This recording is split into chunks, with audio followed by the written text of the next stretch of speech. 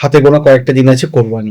একদিকে মুসলিম সম্প্রদায়ের মানুষরা তারা গরু কিনবে না, অপরদিকে কিছু সংখ্যক মানুষ আছে তারা লোন নিয়ে গরু কিনেছে এবং সেটা কোরবানির সময় বিক্রি করবো বলে তা ঠিক করেছে। প্রতিবাদ জানিয়েছি এবং প্রতিবাদের মধ্যেই আছি, আন্দোলনের মধ্যেই আছি। আমরা মনে করি মানুষের যে খাদ্যাভ্যাস, মানুষের যে রুচির অধিকার, রুচির স্বাধীনতা। আমি অ্যাডভোকেট শেখ বাবুলাল, আমি কি খাবো, না মুড়ি খাবো, না ভাত খাবো, কাজু বাদাম খাবো, না খেজুর খাবো, না কিশমিশ নাকি শশা খাবো, সংবিধান স্বীকৃত আমার মৌলিক অধিকার। সরকার কখনো হস্তক্ষেপ করতে পারে না। এবং কুরবানি মানে ত্যাগ, কুরবানি মানে স্যাক্রিফাইস। এই কুরবানির মধ্যে তারা গরুটাকেই বেশি করে কুরবানি দেন। গরুটা হচ্ছে আমাদের হালাল প্রাণী, পারমিশন দেওয়া আছে। গরুর মাংস খেয়ে মুসলমান সম্প্রদায়ের মানুষজনেরা তারা অভ্যস্ত। অনেক সনাতন ধর্মের বন্ধু বান্ধবরা গরুর মাংস অনেকে খান, শুয়ারের মাংসও খান, মুসলমান সম্প্রদায়ভুক্ত মানুষও খান। আমার এক বন্ধু, সে শুয়ারের মাংস দিয়ে রুটি খাচ্ছেন আমার সামনে, আমার কাছে খাবে নাকি, আমি তার সামনে বসেই তার সঙ্গেই খেলাম। মুসলিম সম্প্রদায়ভুক্ত মানুষ গরুর মাংসটাকে একটু বেশি প্রাধান্য দিত। এই গরুটাকে বন্ধ করে দিয়ে আসলে একদিকে যেমন মানুষের খাদ্যাভ্যাসের অধিকারে হস্তক্ষেপ করা হচ্ছে, জীবিকার অধিকারটা কেড়ে নেওয়া হচ্ছে, তার দায়টা কে নেবেন? আমরা দাবি করছি গরুকে জাতীয় পশুর তকমা দেয়া হোক এবং সংরক্ষণ করা হোক। আমরা দাবি জানাচ্ছি, বিজেপি গরুটাকে রাজনীতির বস্তু হিসেবে ব্যবহার করছে, কিন্তু বিজেপি আসলে গোমাতাকে গোমাতা বলে মনে করে না, রাজনৈতিক হাতিয়ার হিসেবে ব্যবহার করে। কারণ আমরা গোমাতা বলে বিশ্বাস করি না।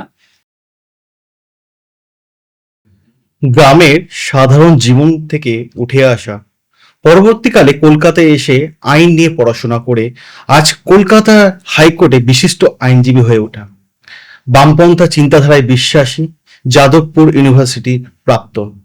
আজ আমরা আলোচনা করব গণতন্ত্র, সমাজ মাধ্যম এবং যুক্তিতর্ক তো থাকবে, সাথে বর্তমান সময়ে রাজনৈতিক বাস্তবতা নিয়ে আজকে যে মানুষটা সকলের মন কেড়ে নিয়েছে তার নিজস্ব যুক্তি এবং মতাদর্শের মাধ্যমে, সেই মানুষটার নাম অ্যাডভোকেট এস.কে. বাবুলাল।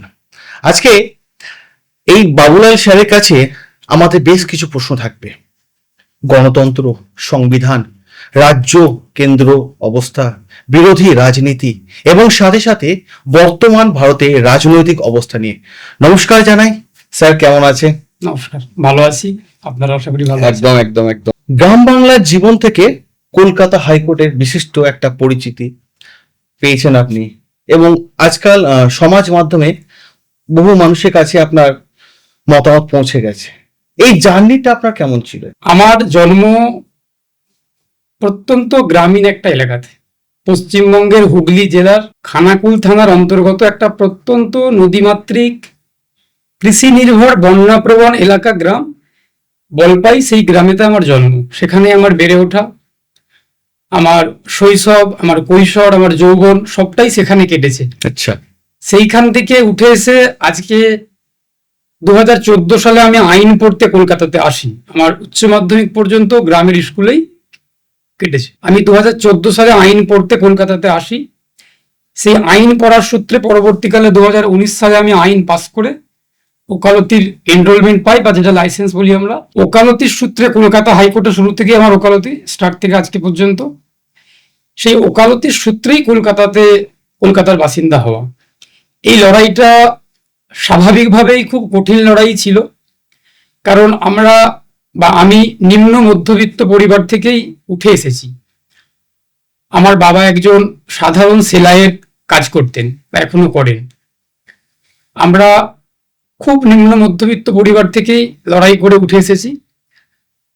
একটা পরিবেশগতভাবে অশিক্ষা, একটা পরিবেশগতভাবে এলাকার যে একটা পরিস্থিতি, রাজনৈতিক পরিস্থিতি, খানাকুলকে সবাই এক বাক্যে চেনে যে বন্যা প্রবণ এলাকা, রাজনৈতিক হানাহানি, হিংসা, এই সমস্ত মধ্যে দিয়েও লড়াই করে সংগ্রাম করে আজকে এই জায়গাতে আসতে পেরেছি। আমার মতো অনেকেই এসেছেন, কেউ চিকিৎসক, কেউ ইঞ্জিনিয়ার, কেউ আইনজীবী, কেউ বিচারক, বিভিন্ন জায়গাতে অনেকে প্রতিষ্ঠিত হয়েছে নিজ নিজ ক্ষেত্রে। তো স্বাভাবিকভাবেই আমার লড়াইটা অত্যন্ত কঠিন লড়াই ছিল। সেটা সামাজিকভাবে হোক, রাজনৈতিকভাবে হোক, অর্থনৈতিকভাবে হোক, সব দিক থেকেই একটা লড়াইয়ের মধ্যে থেকেই উঠে আসতে হয়েছে। এবং সেই লড়াইটা খুব আনন্দের সঙ্গে মাথা উঁচু করে বুক চিতিয়ে লড়েছি, আগামী দিনেও লড়বো। কারণ লড়াইটা খুব একটা সহজ ছিল না, একদমই সহজ ছিল না। সুতরাং সহজ ছিল না, কিন্তু তারপরেও সেই লড়াইটা জিততে পেরেছি এখনো পর্যন্ত। আগামী দিনেও সমস্ত লড়াই জিতবো, এই আশা, এই লড়াইয়ের জেদ আছে। আজকে আপনার মতামত সোশ্যাল মিডিয়ার মাধ্যমে বিভিন্ন প্ল্যাটফর্মে দেখা যায়, বিভিন্ন জায়গায় আপনি নিউজে বিভিন্ন বার্তা মানুষকে পৌঁছে দেন, আপনার বার্তা প্রচুর ভিউজও হয়। সেই দিক থেকে দেখতে গেলে অ্যাডভোকেট এস.কে. বাবুলাল আজকে নিজের জায়গায় আছে, কিন্তু যখন ছোটবেলা থেকে আপনি পড়াশোনা শুরু করেছিলেন, ছোটবেলার জার্নিটা আপনার কেমন ছিল? আমার ছোটবেলার জার্নি, আমি খুব মধ্য মেধার একজন ছাত্র। আচ্ছা। আমি নিম্ন মেধারও ছাত্র নই, আমি উচ্চ মেধার ছাত্রও নই, আমি একজন মধ্য মেধার ছাত্র। সেই মধ্য মেধাকে কাজে লাগিয়ে আমি আমার নিজের চেষ্টায়, পরিবারের সদস্যদের সহযোগিতায় এবং শিক্ষকদের সহযোগিতায় আজকে এই জায়গাতে আসতে পেরেছি। আচ্ছা। তো সেই ছোটবেলার যে জীবনটা, অত্যন্ত দুরন্ত ছিলাম, খুব চঞ্চল ছিলাম, এত অন্যায় করতাম যেটা সবার ক্ষেত্রেই হয়, হয়তো অনেকে শান্ত প্রকৃতির ছাত্রছাত্রীরা থাকেন। আমি অত্যন্ত দুরন্ত, অত্যন্ত চঞ্চল ছিলাম। আজকের দিনে দাঁড়িয়ে আমার স্কুলের যেসব শিক্ষক শিক্ষিকারা ছিলেন, তারা আমার সঙ্গে এখনো যোগাযোগ করেন, আমিও যোগাযোগ করি শিক্ষকদের সঙ্গে। শিক্ষক দিবস যেদিন যায়, সেদিনকে আমি নিজে থেকে ফোন করে শুভেচ্ছা জানাই এবং আমি আমার কৃতজ্ঞতা জানাই। কারণ শিক্ষকদের অবদান তো কখনোই ভুলতে পারবো না, ভোলা উচিত না, ভোলা যায় না। তো এখনো আমার শিক্ষকরা আমাকে বলেন, বাবুলাল তুই সেই বাবুলাল, তুই কত দুরন্ত ছিলিস, কত চঞ্চল ছিলিস। মানে আমি খুবই দুরন্ত ছিলাম স্কুলেতে। এবং আমার যারা সহপাঠীরা ছিলেন, যারা বন্ধু বান্ধব ক্লাসমেটেরা ছিলেন, তাদের মধ্যেও আমি মানে একটা সবাইদের মধ্যে দুরন্ত ছিলাম, এমন একটা ব্যাপার। বন্ধু বান্ধবদেরকে একটা মানে মানে একটা, আমি যেমন ধরুন কোনো একটা অন্যায় করলাম, সেটা ওর ভাই চাপিয়ে দিলাম, একটা এমন ব্যাপার ছোটবেলায় যেটা হয় আর কি, সেটা একদম ক্লাস 2, 3, 5 ওই সময়টা আর কি বন্ধুরা যেটা করে আর কি। তো সেই রকম খুব দুরন্ত চঞ্চল যেটা থাকে, চঞ্চলতা, দুরন্ত একটা ছিল। এইভাবেই বড় হতে হয়েছে, বড় হয়েছে এই আর কি। হঠাৎ করে আপনার কোন একটা জিনিস দেখে মনে হলো যে আপনি আইন নিয়ে পড়াশোনা করবেন, বা চাকরির পরীক্ষার জন্য পড়াশোনা থেকে আপনি পিছিয়ে গেলেন কেন? আমি যেটুকু আপনার সঙ্গে কথা বলছিলাম, এই পডকাস্ট শুরু হওয়ার আগে কথা বলছিলাম, তো উনি একটা বার্তা দিয়েছিলেন যে পডকাস্টে বলবে চাকরি পরীক্ষা পড়াশোনা শুরু করেছিলেন, সেখান থেকে সরে এসেছেন কেন? না, আমার প্রথমত আইন পড়তে আসার সিদ্ধান্তটা আমার সম্পূর্ণ ব্যক্তিগত সিদ্ধান্ত। আচ্ছা। আমার পরিবার থেকে আমাকে একাধিক অপশন দেওয়া হয়েছিল, মানে প্রস্তাব দেওয়া হয়েছিল যেগুলো পড়লে পড়তে পারো। কিন্তু আমি শুরু থেকেই, মাধ্যমিক দেওয়ার আগে থেকে আমি আইন পড়ার জন্য সিদ্ধান্ত নিই। ছোটবেলা থেকেই আমার পরিবারে আমার বাবা আনন্দবাজার পত্রিকা পড়তেন। ছোটবেলা থেকেই সংবাদপত্রের সঙ্গে, সংবাদ মাধ্যমের সঙ্গে একটা সম্পর্ক ছিল। প্রতিদিনের খবর, আন্তর্জাতিক খবর, ক্রীড়া জগতের খবর, রাজনীতির খবর, শিক্ষার খবর, এই সমস্ত খবর জানার ক্ষেত্রে একটা আগ্রহ ছিল। এবং আমার বাবা যেহেতু আনন্দবাজার পত্রিকা নিতেন, বাবা কর্মসূত্রে মুম্বাইয়ে থাকতেন, কিন্তু আমাদের বাড়িতে প্রতিদিনই আনন্দবাজার পত্রিকা সঠিক সময়ে পৌঁছে যেত। সেই সময়ে দাঁড়িয়ে আনন্দবাজার পত্রিকাতে একটা মঙ্গলবার বা কিংবা বুধবার প্রস্তুতি বলে একটা পেজ বের হতো। আচ্ছা। সেই প্রস্তুতি পেজেতে প্রতিটা মঙ্গলবার কিংবা বুধবার এক একটা পেশা নিয়ে এক একটা পেজ বের হতো। আচ্ছা। তো একটা দিন দেখলাম যে একটা বুধবার বা মঙ্গলবার আইন পেশা নিয়ে একটা পেজ বেরিয়েছিল। পুরো পাতাটা জুড়েই আইন পেশা নিয়েই দেওয়া ছিল। আইনের কোর্সটা কি, আইনের পেশাজীবীরা কেমন হবেন, আইনজীবীরা কেমন হবেন, তাদের কাজ কি, আইন নিয়ে আপনার পড়াশোনা শুরু হয়নি? না, তখনও শুরু হয়নি।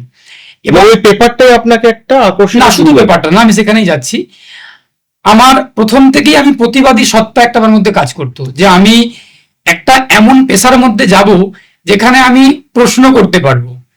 এবং আমাদের ওকালতি পেশাটা একটা এমন পেশা যেখানে আমরা আমাদের মক্কেলকে, যিনি আমার পক্ষে আছেন, যার হয়ে আমি ওকালতি করছি, এবং আমার যে বিরোধী পক্ষ আছেন, আমি চাইলে আইনজীবী হিসাবে মামলার স্বার্থে, আইনের স্বার্থে, বিচার ব্যবস্থার স্বচ্ছতার স্বার্থে আমি আমার মক্কেলকে কিংবা বিরোধী পক্ষকে একটা প্রশ্ন করতে পারি। এবং আমি সেখান থেকে আমার একটা প্রতিবাদী সত্তা আমার মধ্যে থাকতো, মনের মধ্যে, যে আমি অন্যায় দেখলে এখনো পর্যন্ত সহ্য করতে পারি না, আমি গর্জে উঠি আমার ক্ষমতার মধ্যে থেকে। সুতরাং সেখান থেকে দাঁড়িয়ে আমার মনে হয়েছিল আমি একটা এমন পেশার মধ্যে যুক্ত হব, যেই পেশার মধ্যে থেকে প্রতিবাদটা করতে পারবো, আমি বৈধভাবে আইনিভাবে অন্যায়ের প্রতিবাদ এবং বিরোধিতা করতে পারবো, কিন্তু আমাকে চাইলে কেউ কিছু সেরকম করতে পারবেন না। তার কারণ আমি একটা এমন পেশা থেকে পেশাজীবী, এমন পেশার সঙ্গে যুক্ত যে আমার পেশাটাই হলো প্রতিবাদী একটা সত্তা পেশার মধ্যে জড়িয়ে আছে। ওকালতি মানে তো ব্যবসা না, ওকালতি মানে তো কোনো রকম শুধু অর্থ উপার্জন করা না, ওকালতি মানে আমার স্বপ্নটাকে বাস্তবায়িত করা না, ওকালতি মানে বঞ্চিত, নিপীড়িত, শোষিত, অত্যাচারিত মানুষের কণ্ঠটাকে আদালতের দরজা পর্যন্ত পৌঁছে দেওয়া আমাদের আইনজীবীদের দায়িত্ব এবং কর্তব্য। এবার সেটা করতে গিয়ে পেশাগতভাবে আমরা নিশ্চয়ই আমাদের ফিজ, আমাদের পারিশ্রমিক আমরা নির্ধারণ করে থাকি, বিভিন্ন উকিল বাবুদের বিভিন্ন রকম ফিজ নির্ধারণ হয়। তো এই প্রতিবাদী সত্তা আমার মধ্যে কাজ করতো প্রথমত। দ্বিতীয়ত, আমি ওই মাঝে ভেবেছিলাম সাংবাদিক হব, এক সময় ভেবেছিলাম সাংবাদিক হব, আবার এক সময় ভেবেছিলাম যে আবহাওয়াবিদ্যা নিয়ে পড়াশোনা করব। বিভিন্ন ছাত্র জীবনে যেটা হয় আর কি, বিভিন্ন রকম খেয়াল ছাড়তো, মাথার মধ্যে ঘুরতো ভাবনা চিন্তা। কিন্তু ওই মাধ্যমিক দিয়েছি, তারপরেই আনন্দবাজার পত্রিকাটা, আমার এই প্রস্তুতি পেজটা আমার নজর কাড়ে, এবং ওই পত্রিকাটা পড়ার পর, ওই পেজটা দেখার পর আমি পুরোপুরি সিদ্ধান্ত নিই যে আমি আইন পেশার সঙ্গেই যুক্ত হব এবং আইনজীবী হিসাবে আগামী দিনে নিজেকে প্রতিষ্ঠিত করব। পাশাপাশি আমি রাষ্ট্রবিজ্ঞানের ছাত্র, উচ্চ মাধ্যমিকে আমি আর্টসের ছাত্র ছিলাম, কলা বিভাগের ছাত্র ছিলাম। এই রাষ্ট্রবিজ্ঞানটা আমাকে আইনের দিকে আরো বেশি করে ঠেলে দিয়েছে, আইনজীবী হওয়ার দিকে ঠেলে দিয়েছে। আরো পাশাপাশি আমার মামা বাড়ি, অর্থাৎ আমার মামা, উনি সদ্য প্রয়াত হয়েছেন, উনি বামপন্থী নেতা ছিলেন, কমরেড শফিকুল আলম মিদ্দা, উনি মারা গেছেন, প্রয়াত হয়েছেন, আমরা খুব দুঃখিত। উনি বামপন্থী নেতা ছিলেন এবং বামপন্থী বাম মনস্ক ছিলেন। সেখান থেকে দাঁড়িয়ে যে প্রতিবাদী সত্তা, আইনজীবী, আইন পেশা, আইনের চর্চা, রাজনীতির চর্চা, সংবিধানের চর্চা, আমার পরিবারেতেই চর্চার মধ্যে থেকে আমরা বড় হয়েছি। সেখান থেকে দাঁড়িয়ে সামগ্রিকভাবে, সমস্ত সম্মিলিতভাবে আমি সিদ্ধান্ত নিই যে আমি আইনজীবী হব। এবং আমার আইনজীবী হওয়ার পিছনে সব থেকে বেশি যদি কেউ উৎসাহ দিয়ে থাকেন, তিনি আমার বড় মামা, সদ্য প্রয়াত হয়েছেন, কমরেড শফিকুল আলম মিদ্দা। আমি ওনার আত্মার শান্তি কামনা করি। উনি আমার উৎসাহদাতা সব থেকে বড়। পাশাপাশি আমাদের তো বিভিন্ন মনীষী যারা আইনজীবী আর ব্যারিস্টার ছিলেন আইন জগতের, সেটা মহাত্মা গান্ধী হতে পারেন, জওহরলাল নেহরু হতে পারেন, কমরেড জ্যোতি বাসু, প্রাক্তন প্রয়াত মুখ্যমন্ত্রী, ওনাদের যে রাজনৈতিক বা শিক্ষাগত যোগ্যতা, এই সমস্তগুলো সামগ্রিকভাবে। আপনি কি ছোটবেলা থেকে রাজনীতির সঙ্গে যুক্ত ছিলেন? ছোটবেলা থেকে আপনার কথা বলে যেটুকু বোঝা যাচ্ছে যে রাজনৈতিক পরিবার থেকে আপনি উঠে এসেছেন। একদম একদম। এবং রাজনৈতিক জগতে আপনার শিক্ষাগুরু আপনার মামা, একদম সেটা বলছি। মামার হাত ধরে আপনার আশা। তাহলে আপনার কোন জিনিসটা মনে হলো যে হয় আমি রাজনীতি থেকে সরে গিয়ে অন্য কিছু করবো, কারণ গোটা পরিবার তো যুক্ত না? আমাকে আমি সরাসরি রাজনীতিতে নেমে পড়বো, কিছু তো একটা বিষয় আছে। রাজনৈতিক পরিবার আমার ঠিক না, কিন্তু রাজনৈতিক চর্চা, রাজনৈতিক ঘরানার মধ্যে আমার বেড়ে ওঠা। আচ্ছা। আমার পরিবারের মামাবাড়ির পরিবারটা বলছি না, আমার পরিবারের কেউ সরাসরি রাজনীতির সঙ্গে যুক্ত নন, কিন্তু রাজনৈতিক চর্চা, রাজনৈতিক আলোচনা, রাজনৈতিক পরিসর আমার পরিবারের মধ্যে ছিল, আছে, আশা করি আগামী দিনেও থাকবে। কিন্তু আমার মামা বাড়ির, আমার মামা মামিমারা প্রত্যেকেই বামপন্থী, বাম মনস্ক এবং বাম পন্থার সঙ্গে, বাম রাজনীতির সঙ্গে ওতপ্রোত হয়ে জড়িত ছিলেন, জনপ্রতিনিধি ছিলেন আমার মামা মামিমারা। সেইখান থেকে দাঁড়িয়ে উনি রাজনীতির কথা বলতেন, রাজনৈতিক চর্চা করতেন, সমাজনীতি, অর্থনীতি, বিদেশ নীতি। রাজনীতিটা আমার ঠিক এই প্রতিবাদী সত্তাটা যেমন ভেতর থেকে জন্ম নিয়েছে, তেমন রাজনৈতিক চিন্তাধারাটা, রাজনৈতিক চেতনাটা, এটাও ঠিক ভেতর থেকেই জন্ম নেওয়া। তার কারণ আমি অ্যাডভোকেট এস.কে. বাবুলাল, আমি মনে করি যে আমরা এবং বিভিন্ন রাষ্ট্রবিজ্ঞানীরাও অতীতে বলে গেছে যে মানুষ হচ্ছে একটা রাজনৈতিক প্রাণী। আমিও সেই রাষ্ট্রবিজ্ঞানীদের সঙ্গে সম্পূর্ণভাবে একমত। আমি নিজেকে মনে করি আমি একটা রাজনৈতিক প্রাণী।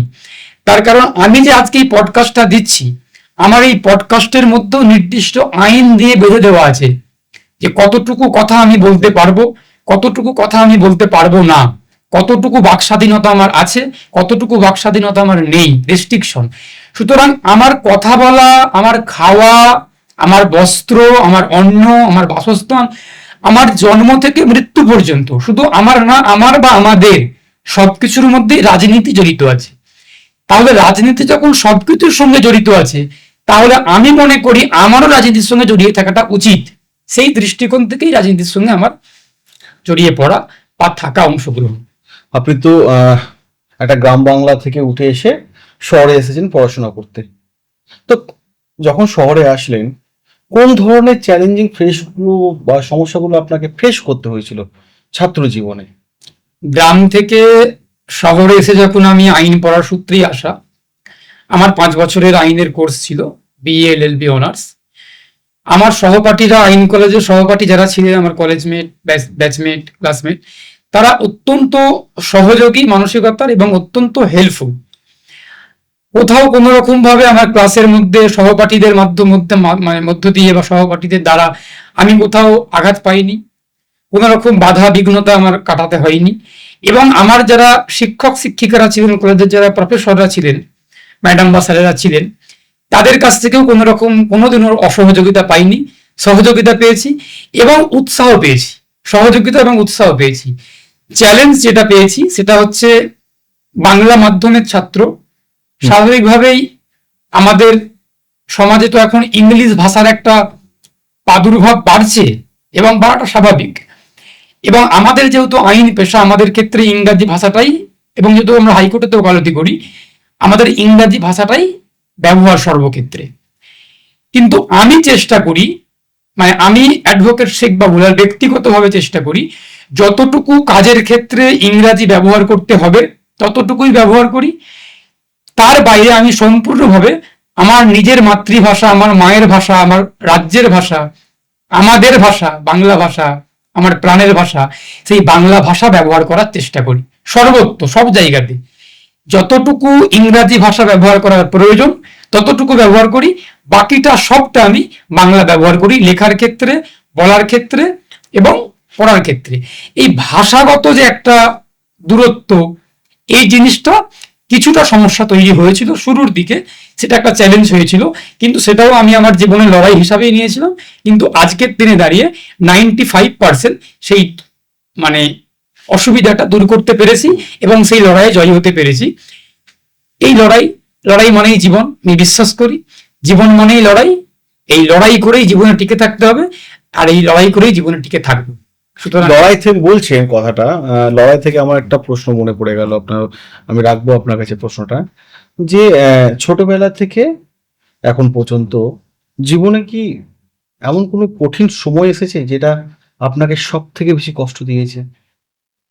কঠিন সময় এসেছে আমার আমার ব্যক্তিগত জীবনে, পারিবারিক জীবনে না, আমার ব্যক্তিগত জীবনে। সেটা হচ্ছে আমি তখন সদ্য ল পাস করেছি, 2019 সাল, বিএ এলএলবি অনার্স কমপ্লিট করেছি। করার পর দুর্ভাগ্যবশত আমাদের বিশ্বের একটা মহামারী আমাদের মাথার উপর এসে চাপলো, গোটা বিশ্বের মানুষের কাছে। ভারতবর্ষও তো তার ব্যতিক্রম না, পশ্চিমবঙ্গ তো একদমই না। করোনা যেটা, সেই মহামারীটা আমরা প্রত্যেকেই কাটিয়ে উঠতে পেরেছি। প্রত্যেকটা নাগরিককে আমরা অনেক সহনাগরিককে হারিয়েছি। তার মধ্যে থেকেও আমরা সবাই মিলে একসঙ্গে সংঘবদ্ধভাবে লড়াইটা লড়েছি, লড়ে আমরা আজকে এই জায়গাতে সুস্থ স্বাভাবিক জীবনে ফিরতে পেরেছি। সেই সময় আমার জীবনে একটা কঠিন সময় এসেছিল। আমি বিএলএলবি অনার্স 5 ইয়ার্স কোর্স কমপ্লিট করার পর এলএলএম এর জন্য একটা ফর্ম ফিল আপ করেছিলাম বাঁকুড়া বিশ্ববিদ্যালয়ে এবং কোচবিহার পঞ্চানন বর্মা ইউনিভার্সিটিতে। আমি দুটো বিশ্ববিদ্যালয়তেই আমি সুযোগ পাই, আমার মেরিট লিস্টে নাম আসে। কিন্তু অত্যন্ত দুর্ভাগ্যবশত বা অত্যন্ত দুর্ভাগ্যের বিষয়, খুব বেদনার ব্যাপার, যে সেই এলএলএম কোর্সে ভর্তি হতে গেলে সেই সময় 12,000 টাকা অ্যাডমিশন ফিস ছিল একটা, আর একটা ইউনিভার্সিটিতে ছিল 7,000 সামথিং ভর্তির জন্য ফিস ছিল। সেই সময়টাতে দাঁড়িয়ে আমার বাবা যেহেতু কর্মসূত্রে মুম্বাইয়ে থাকতেন, কাজ করতেন, তারাও সেখানে প্রায় বন্দী হওয়ার মতোই পরিস্থিতি তৈরি হয়েছিল। এবং আমি তখন বাড়িতে ছিলাম, সেই সময় জাস্ট ল পাস করেছি, তারপরেই তো কোভিডটা এসে গেল। এবার যেহেতু বাড়িতে সবাই আমরা লকডাউনের সময়, আমার জীবনে একটা কঠিন পরিস্থিতি এসেছিল, যেটা ওই যে একটা ভর্তির জন্য ফিজ, সেই ফিজটা দেওয়ার মতো টাকা আমার অ্যাকাউন্টে ছিল না বা আমার কাছে ছিল না। এবং সেই সময় পরিবারের থেকেও চাইতে পারিনি, কারণ পরিবারের যে অর্থনৈতিক অবস্থা, পরিস্থিতি, সেটা আমি বুঝতে পেরেছিলাম, সেই জন্য চাইতে পারিনি। যার জন্য আমার এলএলএমটা সেই সময় আর সম্পূর্ণ করা হয়নি। তার পরবর্তীকালে ওকালতি পেশা নিয়ে এতটাই ব্যস্ত হয়ে পড়ি এবং ওকালতির সঙ্গে এতটাই জড়িয়ে পড়ি, আজকের দিনে দাঁড়িয়ে এতটাই ব্যস্ততার মধ্যে জড়িয়ে পড়েছি, সেটা মক্কেলদের স্বার্থে, মানুষের স্বার্থে, আর নতুন করে এলএলএম পড়ার মতো সময় আমার কাছে নেই, সুযোগও নেই, আর সেরকম ভাবে আর কোনো চেষ্টাও করছি না। এটা আমার জীবনে একটা, আমি কঠিন সেই সময়। দিনটা, সেই মাসটা, সেই বছরটা আমার ডায়েরির পাতাতে লেখা আছে। এই মুহূর্তে এক্সাক্ট ডেটটা আমার মনে পড়ছে না, কিন্তু আমার ডায়েরির পাতাতে লেখা আছে যে কোন দিনে আমি এটা ফেস করেছিলাম, মুখোমুখি হয়েছিলাম। এই সামান্য টাকা, আজকে হয়তো আমি অর্থনৈতিকভাবে সচ্ছল, প্রতিষ্ঠিত উকিল হিসাবে, আইনজীবী হিসাবে, কিন্তু এই দিনটা আমাকে পার করতে হয়েছে। এটা আমার জীবনে সব থেকে একটা খারাপ দিন গেছে। বেশ, একজন আইনজীবী হিসাবে আজকের দিনে দাঁড়িয়ে ভারতের গণতন্ত্র আপনি কিভাবে দেখছেন? আমরা সবাই জানি যে ভারতবর্ষ একটা বৃহৎ গণতান্ত্রিক রাষ্ট্র। গোটা পৃথিবীর কাছে আমরা এক বাক্যে মাথা তুলে দাঁড়াতে পারি একটা পরিচয়, যে ইন্ডিয়া। এই যে ভারতবর্ষের গণতান্ত্রিক সার্বভৌমত্ব, একতা, ঐক্য, মত প্রকাশের স্বাধীনতা, ধর্মনিরপেক্ষতা, এই সমস্ত কিছু সম্মিলিতভাবে আমাদের পরিচয়, আমরা ভারতবাসী, ভারতীয়, ভারতবর্ষ, ইন্ডিয়া। সেই জায়গাটাতে দাঁড়িয়ে আজকের দিনে দাঁড়িয়ে ভারতবর্ষের গণতান্ত্রিক পরিসর, গণতান্ত্রিক ব্যবস্থা কোথাও গিয়ে একটা ঠুনকো হয়ে যাচ্ছে। এবং গণতান্ত্রিক যে অধিকার মানুষের, নাগরিকের, সেই নাগরিক অধিকার থেকে শুরু করে, সাংবিধানিক অধিকার থেকে শুরু করে, মৌলিক অধিকার পর্যন্ত সমস্ত অধিকারেই সরকারি হস্তক্ষেপ আমরা দেখতে পাচ্ছি। আমরা যারা আইনজীবীরা, হাইকোর্টে, সুপ্রিম কোর্টে যারা আমরা ওকালতি করি, আমরা সাধারণত রিট মামলা করি, পিল করি। এই মৌলিক অধিকার যেখানে রাষ্ট্র, সরকার বা কোনো প্রতিষ্ঠান, কোনো ব্যক্তির যখন কোনো রকম ভাবে মৌলিক অধিকারে হস্তক্ষেপ করে বা মৌলিক অধিকারকে খর্ব করে, তখনই রিট মামলাগুলো হয়। তো এই মামলার ওকালতির সূত্রে, ওকালতির সঙ্গে যুক্ত থাকার সূত্রে আইনজীবী হিসাবে আমরা লক্ষ্য করেছি, বা আমি লক্ষ্য করেছি, যে শয়ে শয়ে মানুষের মৌলিক অধিকার সরকার কেড়ে নেওয়ার চেষ্টা করছে। আজকের দিনে দাঁড়িয়ে, আজকে 22শে মে 2026, শুক্রবার, আজকের দিনে দাঁড়িয়ে ভারতবর্ষের, আমি ব্যক্তিগতভাবে মনে করি, ভারতবর্ষের গণতান্ত্রিক পরিসর সংকুচিত হচ্ছে, এবং সেটা সরকারি মদতে, সরকারের হস্তক্ষেপে, রাজনৈতিক শাসক দলের হস্তক্ষেপে, শাসক দলের সহযোগিতাতে। এটা অত্যন্ত ভারতবর্ষের জন্য, ভারতবাসীদের জন্য, ভারতের সংবিধানের জন্য অত্যন্ত বিপজ্জনক। আমরা বিপদ আশঙ্কা করছি, কারণ গণতান্ত্রিক পরিসর যখন সংকুচিত হবে, গণতান্ত্রিক পরিসর যখন ছোট হয়ে আসবে, গণতান্ত্রিক পরিসর যখন থাকবে না, তখন কিন্তু আমরা আমাদের নাগরিকদের, আমাদের ব্যক্তির অস্তিত্বকে হারিয়ে ফেলব, সংবিধানের অস্তিত্বকে আমরা হারিয়ে ফেলব। আমাদের দেশের, আমাদের সংবিধানের, আমাদের বিচার ব্যবস্থার সবকিছুর মধ্যে গণতন্ত্র যুক্ত আছে, আর গণতন্ত্রের মূল কাণ্ডারি, মূল রূপকার মানুষ। সুতরাং গণতন্ত্র যেখানে আঘাতপ্রাপ্ত হবে, সেখানে প্রত্যক্ষভাবে মানুষই আঘাতপ্রাপ্ত হবে, নাগরিকরা আঘাতপ্রাপ্ত হবে। গণতান্ত্রিক পরিসর সংকুচিত হচ্ছে। আচ্ছা, আপনাকে আমার আরেকটা প্রশ্ন। আপনি তো আগের সরকারও বিরোধিতা করেছিলেন, এখনকার সরকারও বিরোধিতা করছেন। এই বিরোধিতা করতে কখনো এমন সময় গেছে যে কোনো হুমকির মুখোমুখি হতে হয়েছে আপনাকে? না, সরকারের বিরোধিতা, আগের সরকারের বিরোধিতা করেছি, সরকারি নীতির বিরোধিতা। আচ্ছা। তৃণমূল কংগ্রেস যে দলটা, যে সরকারটা পশ্চিমবঙ্গে দীর্ঘ 15 বছর শাসন করেছেন মমতা বন্দ্যোপাধ্যায়ের নেতৃত্বে, সেই সরকারের বিরুদ্ধে জনমনে গণক্ষোভ তৈরি হয়েছিল। এবং আমিও তো একজন পশ্চিমবঙ্গের অধিবাসী, ভারতবর্ষের নাগরিক, বাসিন্দা। সুতরাং আমরাও কোনো না কোনো ভাবে, আইনজীবীরা, আমি ব্যক্তিগতভাবে অ্যাডভোকেট শেখ বাবুলাল, আমি মনে করি এবং আমি বিশ্বাস করি যে আমরা শিক্ষিত সমাজের একটা প্রতিনিধি। সুতরাং আমাদের ওপর সমাজের অনেক কিছু দায়িত্ব নির্ভর করছে, শুধু আমার ওপর না। আমরা যারা আইনজীবী, আমরা যারা চিকিৎসক, আমরা যারা সাংবাদিক, আমরা যারা অধ্যাপক, শিক্ষক, বিচারক, রাজনীতিবিদ, প্রত্যেকের ওপরেই সমাজের অনেক কিছু দায়িত্ব নির্ভর করছে। সে জায়গা থেকে দাঁড়িয়ে আমি ব্যক্তিগতভাবে মনে করি, বা এখনো মনে করছি, আগামী দিনেও মনে করব, যে আমি অ্যাডভোকেট শেখ বাবুলাল, আমার দায়িত্ব শুধুমাত্র আমার ওকালতি পেশার মধ্যে, কোর্ট আর চেম্বারের মধ্যে সীমাবদ্ধ থাকতে পারে না। আমার দায়িত্ব শুধুমাত্র আমার মক্কেলের কাছ থেকে ফিস নেব লক্ষ লক্ষ টাকা, পারিশ্রমিক নেব এবং মক্কেলকে বিচার পাইয়ে দেব, এতটুকুর মধ্যে আমার সীমাবদ্ধ থাকতে পারে না। আমার দায়িত্ব, সমাজের প্রতি দায়িত্ব রয়েছে। সমাজের লাঞ্ছিত, বঞ্চিত, নিপীড়িত, অত্যাচারিত, তিরস্কৃত এই যে সমাজের এই গোষ্ঠীর মানুষগুলো, পিছিয়ে পড়া মানুষগুলো, যাদের কণ্ঠ আদালতের দরজা পর্যন্ত আসতে পারছে না, যারা রাজনীতির শব্দের সঙ্গে পরিচিত নন, যারা সমাজতান্ত্রিকতা কি জানেন না, যারা সাম্প্রদায়িকতা, যারা ধর্মনিরপেক্ষতা সম্পর্কে জানেন না, এই সমস্ত মানুষগুলোর হয়ে কথা বলার দায়িত্ব আমাদের। এই মানুষগুলোকে সচেতন করার দায়িত্ব আমাদের। সেইখান থেকে দাঁড়িয়ে সরকারের বিরোধিতা করেছি, জনবিরোধী নীতির বিরোধিতা করেছি। আজকের দিনে দাঁড়িয়ে বিজেপি পরিচালিত সরকার এবং মাননীয় মুখ্যমন্ত্রী শ্রী শুভেন্দু অধিকারী নেতৃত্বাধীন যে সরকার পশ্চিমবঙ্গে চলছে, এই সরকার সদ্য সরকার শপথ নিয়েছে, নতুন সরকার পশ্চিমবঙ্গে এসেছে। এই সরকারের নীতি বিরোধিতা করছি, করতেই হয়। তার কারণ এই সরকারটা যেদিন শপথ নিল, শপথ নেওয়ার সন্ধ্যাবেলা, দুপুরে শপথ নিয়ে সন্ধ্যাবেলা নিউ মার্কেটে হকারদেরকে উচ্ছেদ করা হলো, বুলডোজার নিয়ে এক শ্রেণীর মানুষ দোকানগুলোকে উচ্ছেদ করলো। সেখানে হয়তো সরাসরি সরকারের উৎসাহ মদত ছিল না, কিন্তু সরকার সেই আমরা তো দেখেছি একাধিক দায়িত্ব এড়াতেও পারে না।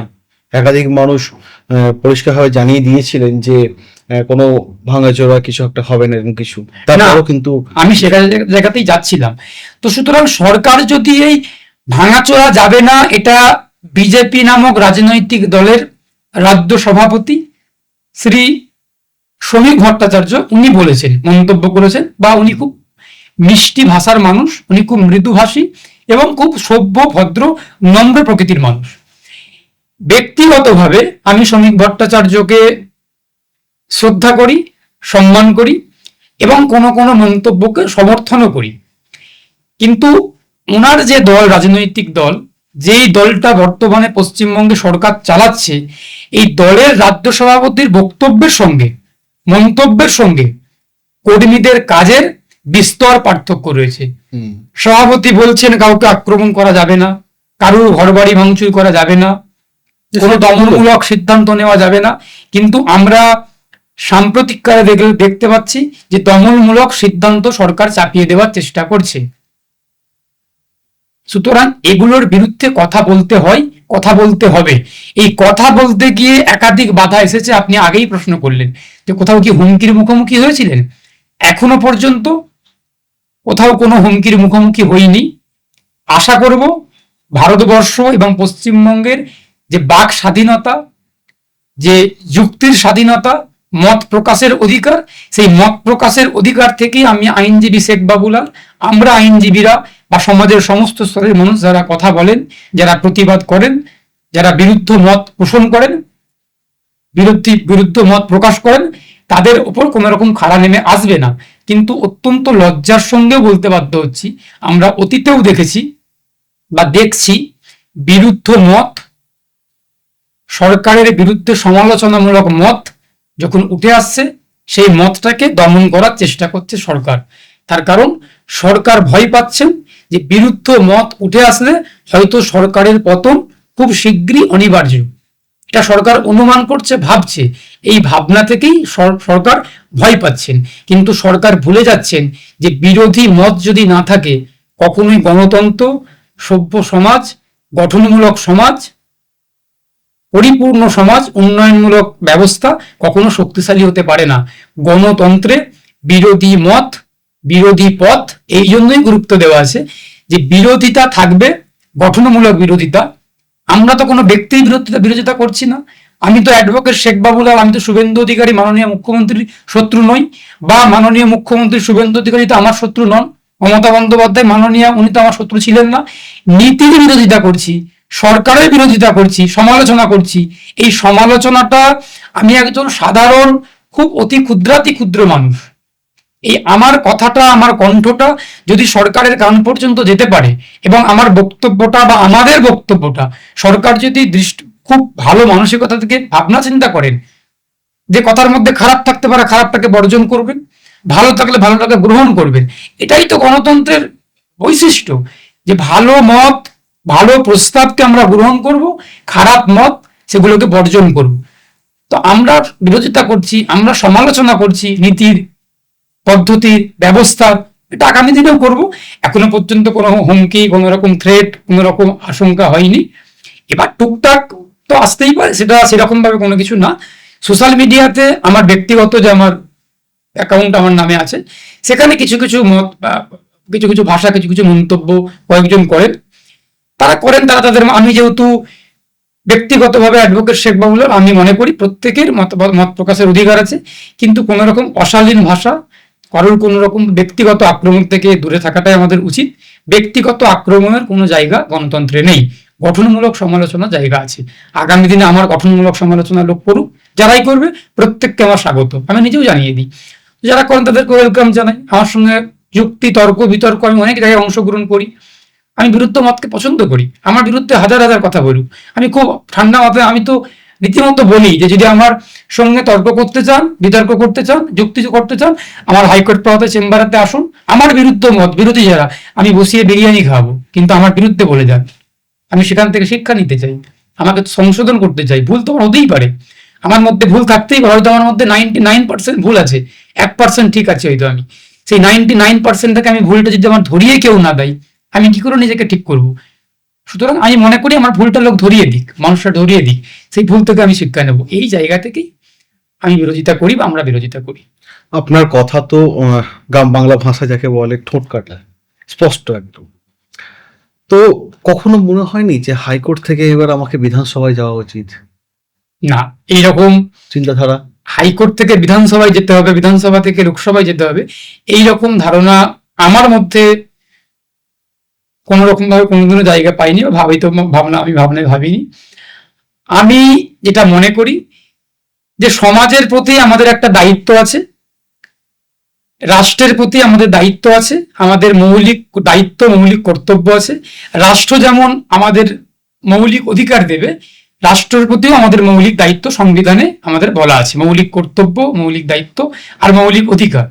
তো সেই জায়গা থেকে আমি মনে করি, আমি যেহেতু একজন মানুষ, সমাজবদ্ধ প্রাণী, রাজনৈতিক প্রাণী, আমি Babulal, SK Babulal, advocate SK Babulal, আমার যারা সহ নাগরিকরা রয়েছেন আমার গ্রামে, আমার জেলাতে, আমার রাজধানীতে, এখন আমার কলকাতা যেখানে বাসিন্দার আমি, সুতরাং সেই জায়গাতে মানুষের প্রতি তো আমার একটা দায়িত্ব থাকে, আবার আমার প্রতিও অন্যের একটা দায়িত্ব থাকে। সেই জায়গা থেকে মনে হয় বা মনে হয়েছে যে মানুষের হয়ে কাজ করতে হবে, এবং মানুষের হয়েই কাজ করছি। ওকালতি পেশার মধ্যে যুক্ত আছে মানে তো মানুষ, ওই যে বললাম, বিপদগ্রস্ত মানুষ, বিপদগামী মানুষ এবং বিপদগ্রস্ত মানুষ, এই বিপদ আর বিপদ, এই দুটো যার মধ্যে আছে, সেই মানুষগুলোকে নিয়েই, সেই মানুষগুলোর সপক্ষেই, সেই মানুষগুলোর জন্যই আমাদের আইনজীবীদের বা আমার লড়াই এবং আমাদের লড়াই। সেটা করতে গিয়ে আইনিভাবে অবশ্যই আমরা পারিশ্রমিক আমি নিই, বা উকিল হিসেবে, আইনজীবী হিসেবে, যেহেতু এটা আমার জীবিকা, নিই, কিন্তু মানুষের সঙ্গেই তো যুক্ত আছি। দিনের শেষে একটা চওড়া হাসি মুখে ফুটে ওঠে, তৃপ্তি পাই কাজ করে, ওকালতি করে, যে মানুষের কণ্ঠ আদালত পর্যন্ত পৌঁছে দিতে পারলাম, বিচারটা ছিনিয়ে এনে দিতে পারলাম। তো বিধানসভায় যাওয়ার কথা মনে হয়নি, কিন্তু মানুষের জন্য বৃহৎ ক্ষেত্রে কাজ করতে গেলে তো আমাদের সমাজ ব্যবস্থা যেহেতু রাজনৈতিক ব্যবস্থার মধ্যে আবদ্ধ, বা রাজনৈতিক ব্যবস্থার মধ্যে দিয়ে পরিচালিত হয়, সে জায়গা থেকে দাঁড়িয়ে অবশ্যই নির্বাচিত একটা প্রতিনিধির তো গুরুত্ব আছেই। হয়তো আগামী দিনে নির্বাচিত প্রতিনিধি হয়েই মানুষের হয়ে কথা বলতে হবে, বা কথা বলার সুযোগ পাবো। তবে এখনো পর্যন্ত ভাবিনি, কোনোদিনই ভাবনা এখনো পর্যন্ত আসেনি। মানুষের হয়ে কাজ করে যাব বা করবো মৃত্যু পর্যন্ত। যতদিন আমার দেহে রক্ত আছে, প্রাণ থাকবে, ততদিন মানুষের হয়ে কথা বলে যাব, মানুষের হয়ে কাজ করে যাব, ব্যক্তিগতভাবে, পেশাগতভাবে, সব রকম ভাবে। এবার সেই মানুষের হয়ে কাজ করতে গিয়ে যদি মনে হয় বিধানসভায় যেতে হবে, নিশ্চয়ই বিধানসভায় যাব, যাওয়ার জন্য লড়াই করব। লোকসভায় যেতে হবে, নিশ্চয়ই লড়াই করব। সরকারের দরবারে যেতে হবে, নিশ্চয়ই যাব, এখনো যাই, আগামী দিনেও যাব। সুতরাং মানুষের জন্য নিশ্চয়ই ভাবনা চিন্তা হবে, পরিস্থিতি অনুযায়ী সিদ্ধান্ত নেওয়া হবে। ভোট পরবর্তী দেখতে পাচ্ছি আপনাদের পার্টি নেতারা সব ফিল্ডে নেমেছেন, মানুষের পাশে আছেন, বার্তা দিচ্ছেন, কিন্তু আগে যে সরকার শাসন করে গেল, সেই সরকারকে কিন্তু এখনো তেমন ভাবে ফিল্ডে নামতে দেখা গেল না। তাহলে কি আগের সরকার কি কোনো না জায়গায় মনে হচ্ছে যে একটু হলেও পিছিয়ে পড়ছে, বা আপনারা একটু আগে চলে যাচ্ছেন? পশ্চিমবঙ্গে নতুন বিজেপি সরকার ক্ষমতাতে এসেছে সদ্য। সদ্য প্রাক্তন হয়েছে তৃণমূল কংগ্রেসের নেত্রী মমতা বন্দ্যোপাধ্যায় মুখ্যমন্ত্রী হিসেবে। 80টা বিধায়ক নিয়ে পশ্চিমবঙ্গ বিধানসভার প্রধান বিরোধী দল তৃণমূল কংগ্রেস। আমরা আশা করেছিলাম পশ্চিমবঙ্গের মানুষ যে পশ্চিমবঙ্গের দুর্দশা যন্ত্রণা, পশ্চিমবঙ্গের খারাপ কিছু নিয়ে প্রধান বিরোধী দল তৃণমূল কংগ্রেস বিধানসভার ভিতরে এবং বিধানসভার বাইরে গর্জন করবেন সম্মিলিতভাবে। সেই আশাতে আমাদের তৃণমূল কংগ্রেস জল ঢেলে দিয়েছে। আমরা আশাহত হয়েছি পশ্চিমবঙ্গের মানুষ হিসাবে। আমরা সেই জায়গাতে দাঁড়িয়ে বামপন্থীরা আমরা 2021-এর বিধানসভা নির্বাচনে শূন্য ছিলাম। আমরা গর্বের সঙ্গে বলছি আমরা শূন্য ছিলাম, এখন তো আপনাদের কিন্তু আমরা বিকিয়ে যাইনি। আমরা সিট দ্বারা সোজা রেখেছিলাম। আমরা মাথা উঁচু করে বুক চিতিয়ে মানুষের স্বার্থে, মানুষকে সাথে নিয়ে, মানুষের দল সিপিআইএম রাস্তার লড়াই রাস্তাতে করে গেছি। আজকের দিনে দাঁড়িয়ে আমরা একটা বিধায়ক পেয়েছি, কমরেড মোস্তাফিজুর রহমান রানাদা, মুর্শিদাবাদের ডোমকল থেকে। তাহলে এই পশ্চিমবঙ্গের মানুষ 2021 সালে যারা মনে করেছিলেন যে বামপন্থীদেরকে আজকের দিনে দাঁড়িয়ে বিধানসভায় পাঠানোর প্রয়োজন নেই, হয়তো তারা পাঠাননি। মানুষের রায়, মানুষের সিদ্ধান্তকে আমরা স্বাগত জানিয়েছিলাম। আজকের দিনে দাঁড়িয়ে 2026 সালে পশ্চিমবঙ্গের মানুষ মনে করেছেন যে না, পশ্চিমবঙ্গ বিধানসভার ভিতরে তৃণমূল এবং বিজেপি দুটো দল শুধুমাত্র থাকবে। তাহলে এইখানে দাঁড়িয়ে বামপন্থী, বাম বিধায়ক, বামফ্রন্টের প্রতিনিধি হিসাবে প্রতিনিধিকে পাঠানো দরকার, যে মানুষের হয়ে কথা বলবেন। সেইখান থেকে দাঁড়িয়ে শূন্যর গেরো কাটিয়ে পশ্চিমবঙ্গের মুর্শিদাবাদের ডোমকলের মানুষ মনে করেছেন যে সিপিআইএম এর প্রার্থীকে জিতিয়ে কমরেড মোস্তাফিজুর রহমান রানাদাকে পাঠিয়ে বিধানসভায় পাঠিয়েছেন। আপনারা এটা দেখেছেন বা আমরা গর্বের সঙ্গে বলছি, গর্ব করে বলছি, আমি একজন বাম মনস্ক বাম কর্মী হিসাবে। যদি আমি বাম কর্মী না, কারণ আমাদের দলের সিপিআইএম এর কর্মী হতে গেলে যে যোগ্যতার প্রয়োজন হয়, যে লড়াই, যে সংগ্রাম, যে ত্যাগ, যে ধৈর্য, যে পরিশ্রম করতে হয়, সেই পরিশ্রম করার মতো ক্ষমতা যোগ্যতা হয়তো আমার মধ্যে নেই, করতে পারছি না। যতটুকু পারি রাস্তায় নেমে লড়াই আন্দোলন করছি। আমাদের দল একটা এমন দল যেখানে মানুষের স্বার্থে কর্মীরা জীবন পর্যন্ত দিয়ে দিচ্ছে, মানুষের স্বার্থে। সেখান থেকে দাঁড়িয়ে আমি একদম সিপিআইএম এর সমর্থক শুধুমাত্র। আমাদের দল অত্যাচারিত মানুষের পাশে গিয়ে দাঁড়াচ্ছেন। আমাদের দমদম উত্তরের প্রার্থী কমরেড দীপশিতা ধর, আপনারা দেখেছেন যেভাবে হকার উচ্ছেদ করা হচ্ছে বেআইনি ভাবে, গায়ের জোরে, রাষ্ট্র ব্যবস্থাকে কাজে লাগিয়ে, রাষ্ট্রযন্ত্রকে কাজে লাগিয়ে সেই হকারদের পাশে গিয়ে আমাদের কমরেডরা আমরা দাঁড়াচ্ছি। কিন্তু তৃণমূল কংগ্রেসের 80টা এমএলএ কাউকে পাওয়া যাচ্ছে না। এই জায়গা থেকে দাঁড়িয়ে পশ্চিমবঙ্গের মানুষ উপলব্ধি করেছেন যে এই জন্যই বামপন্থীদেরকে বিধানসভার ভিতরে প্রয়োজন। সেই শূন্য থেকে আমরা 1 হয়েছি। আগামী দিনে আমরা 1 থেকে 100 হব, 100 থেকে 200 হব। আমরা আবার পশ্চিমবঙ্গের শাসন ব্যবস্থায়, পশ্চিমবঙ্গের মসনদে, মানুষের স্বার্থে, মানুষকে সাথে নিয়ে, মানুষের সমর্থনে মানুষের দল সিপিআইএম অর্থাৎ বামফ্রন্ট আগামী দিনে ক্ষমতায় আসবে। সেখানে আমরা আবার মানুষের জন্য কাজ করব। 2011 আগের যে ব্যবস্থা ছিল, 2011 আগের যে বাংলার পরিবেশ ছিল, পরিস্থিতি ছিল, যেখানে সাম্প্রদায়িক হানাহানি ছিল না, যেখানে রাজনৈতিক হানাহানি ছিল না, যেখানে ধর্মীয় বিভাজন ছিল না, যেখানে বেকারত্ব ছিল না, সেই যে কর্মসংস্থানের পশ্চিমবঙ্গ, সেটা আমরা ফিরিয়ে আনবো। আমরা বামপন্থীরা স্লোগান দিই। আমি যখন ছাত্র রাজনীতি করতাম, আমি একসময় এসএফআই করেছি, হুগলি জেলা কমিটির সদস্য ছিলাম। আমরা স্লোগানিং করতাম, আমরা স্লোগান দিতাম। আমরা কথা বলতে হচ্ছে আমাদের। আমি যখন এসএফআই যুক্ত হয়েছিলাম তখন রাজ্যের সভাপতি ছিল আমাদের প্রতীকুর রহমান, যে এখন তৃণমূলের নেতা। আমার ব্যক্তিগতভাবে কোনো আক্রমণের জায়গাতে নেই। প্রতীকুদ্দাকে আমি সম্মান করি, শ্রদ্ধা করি। সৃজন দা সম্পাদক ছিলেন এবং প্রতীকুদ্দা সভাপতি ছিলেন। তার হাত ধরে এসএফআইতে আসা। আমাদের 2023 সালে রাজ্য সম্মেলন এসএফআই যখন হলো মালদা টাউন শহরেতে, আমরা প্রতিনিধি হিসেবে গিয়েছিলাম জেলা থেকে। তো সেখানে রীতিমতো হলের মধ্যে স্লোগানিং হচ্ছে, বাংলা আমার বাংলা তোর, ফিরিয়ে আনো 77। প্রতীকুদ্দা স্লোগানিং করছে, আমরা তাদের সাথ দিচ্ছি।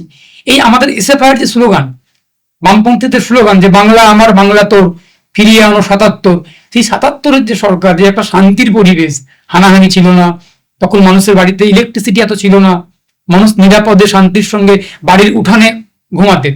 আমি তো গ্রাম থেকে বড় হয়েছি, আমার গ্রামে জন্ম। আমি শুরুতেই বললাম যে আমার যৌবন, আমার কৈশোর, আমার শৈশব সবটাই গ্রামে কেটেছে, আমরা দেখেছি। আমার প্রত্যন্ত গ্রামে বাড়ি, একদম নদীমাতৃক, কৃষি নির্ভর, বন্যাপ্রবণ গ্রামে বাড়ি। আমাদের গ্রামে আমরা দেখেছি, আমরা তখন ছোট, আমাদের প্রতিবেশী কাকারা, দাদারা, তারা রাত্রিবেলা এতটাই গরম ছিল, তারা আমাদের পাশের গ্রামে একটা মাঠ ছিল, বেলদহর মাঠ বলে, সেই মাঠে একটা প্রাইমারি স্কুল ছিল, সেই স্কুলের ছাদে গিয়ে গ্রামের সমস্ত দাদারা প্রায় 50 জন 30 জন একসঙ্গে ঘুমাতেন। আজকের দিনে দাঁড়িয়ে আমার সেই গ্রামটা অচেনা গ্রামের মতো হয়ে গেছে। পরিবেশটা এতটাই মানুষের মধ্যে ভয়, আতঙ্ক তৈরি হয়েছে। পুরো পশ্চিমবঙ্গ রাজনৈতিক যে একটা পরিস্থিতি, একটা সাম্প্রদায়িক একটা পরিস্থিতি তৈরি করার চেষ্টা হচ্ছে, কিন্তু অতীতে এটা ছিল না। অতীতে হিন্দু মুসলিম মিলেমিশে আমরা কাটিয়েছি, এখনো পর্যন্ত আছে। আমি নিজে অ্যাডভোকেট শেখ বাবুলাল, আমি মুসলিম সম্প্রদায়ভুক্ত একজন মানুষ। আমার বিশ্বাস, আমার আস্থা, আমি ইসলাম ধর্মে প্র্যাকটিস করি, কিন্তু আমার বেশিরভাগ বন্ধু, আমার বেশিরভাগ বান্ধবী, আমার সেটা উকিল বন্ধু হোক, আমার কংগ্রেস রাজনীতির বন্ধু হোক, আমার পেশা জগতের বাইরের বন্ধু হোক, আমার ডাক্তার অনেক বন্ধু আছেন, সাংবাদিক বন্ধু আছেন, বেশিরভাগই হিন্দু সম্প্রদায়ভুক্ত। বাড়িতে যাই, খাওয়া দাওয়া কাকিমারা রান্না করে দেন, আমি খাই। আমার ভিন রাজ্যে ত্রিপুরা, আমার আসাম, আমার আপনার কেরল, বিভিন্ন রাজ্যে আমার বন্ধু বান্ধবীরা যাতায়াত আছে, যাতায়াত করি, গেছি, এসেছি। সুতরাং এই যে একটা ভালো পরিবেশ, এই যে একটা পরিস্থিতি ছিল, একসঙ্গে ঘুমানো, সমস্ত কিছু, এবং পুজো যখন হয়, দুর্গাপুজো অত্যন্ত, মানে কি বলবো আপনাকে, আমি তো মুসলিম সম্প্রদায় থেকে, ধর্ম থেকে বিলং করি, কিন্তু আমি ঈদের সময় নতুন পোশাক আশাক অনেক সময় কিনি না, কিন্তু আমি দুর্গাপুজোর সময় নতুন পোশাক আশাক কিনি। এই জন্যই আমি দুর্গাপুজোর কটা দিন বন্ধু বান্ধবীদের সঙ্গে কাটাই।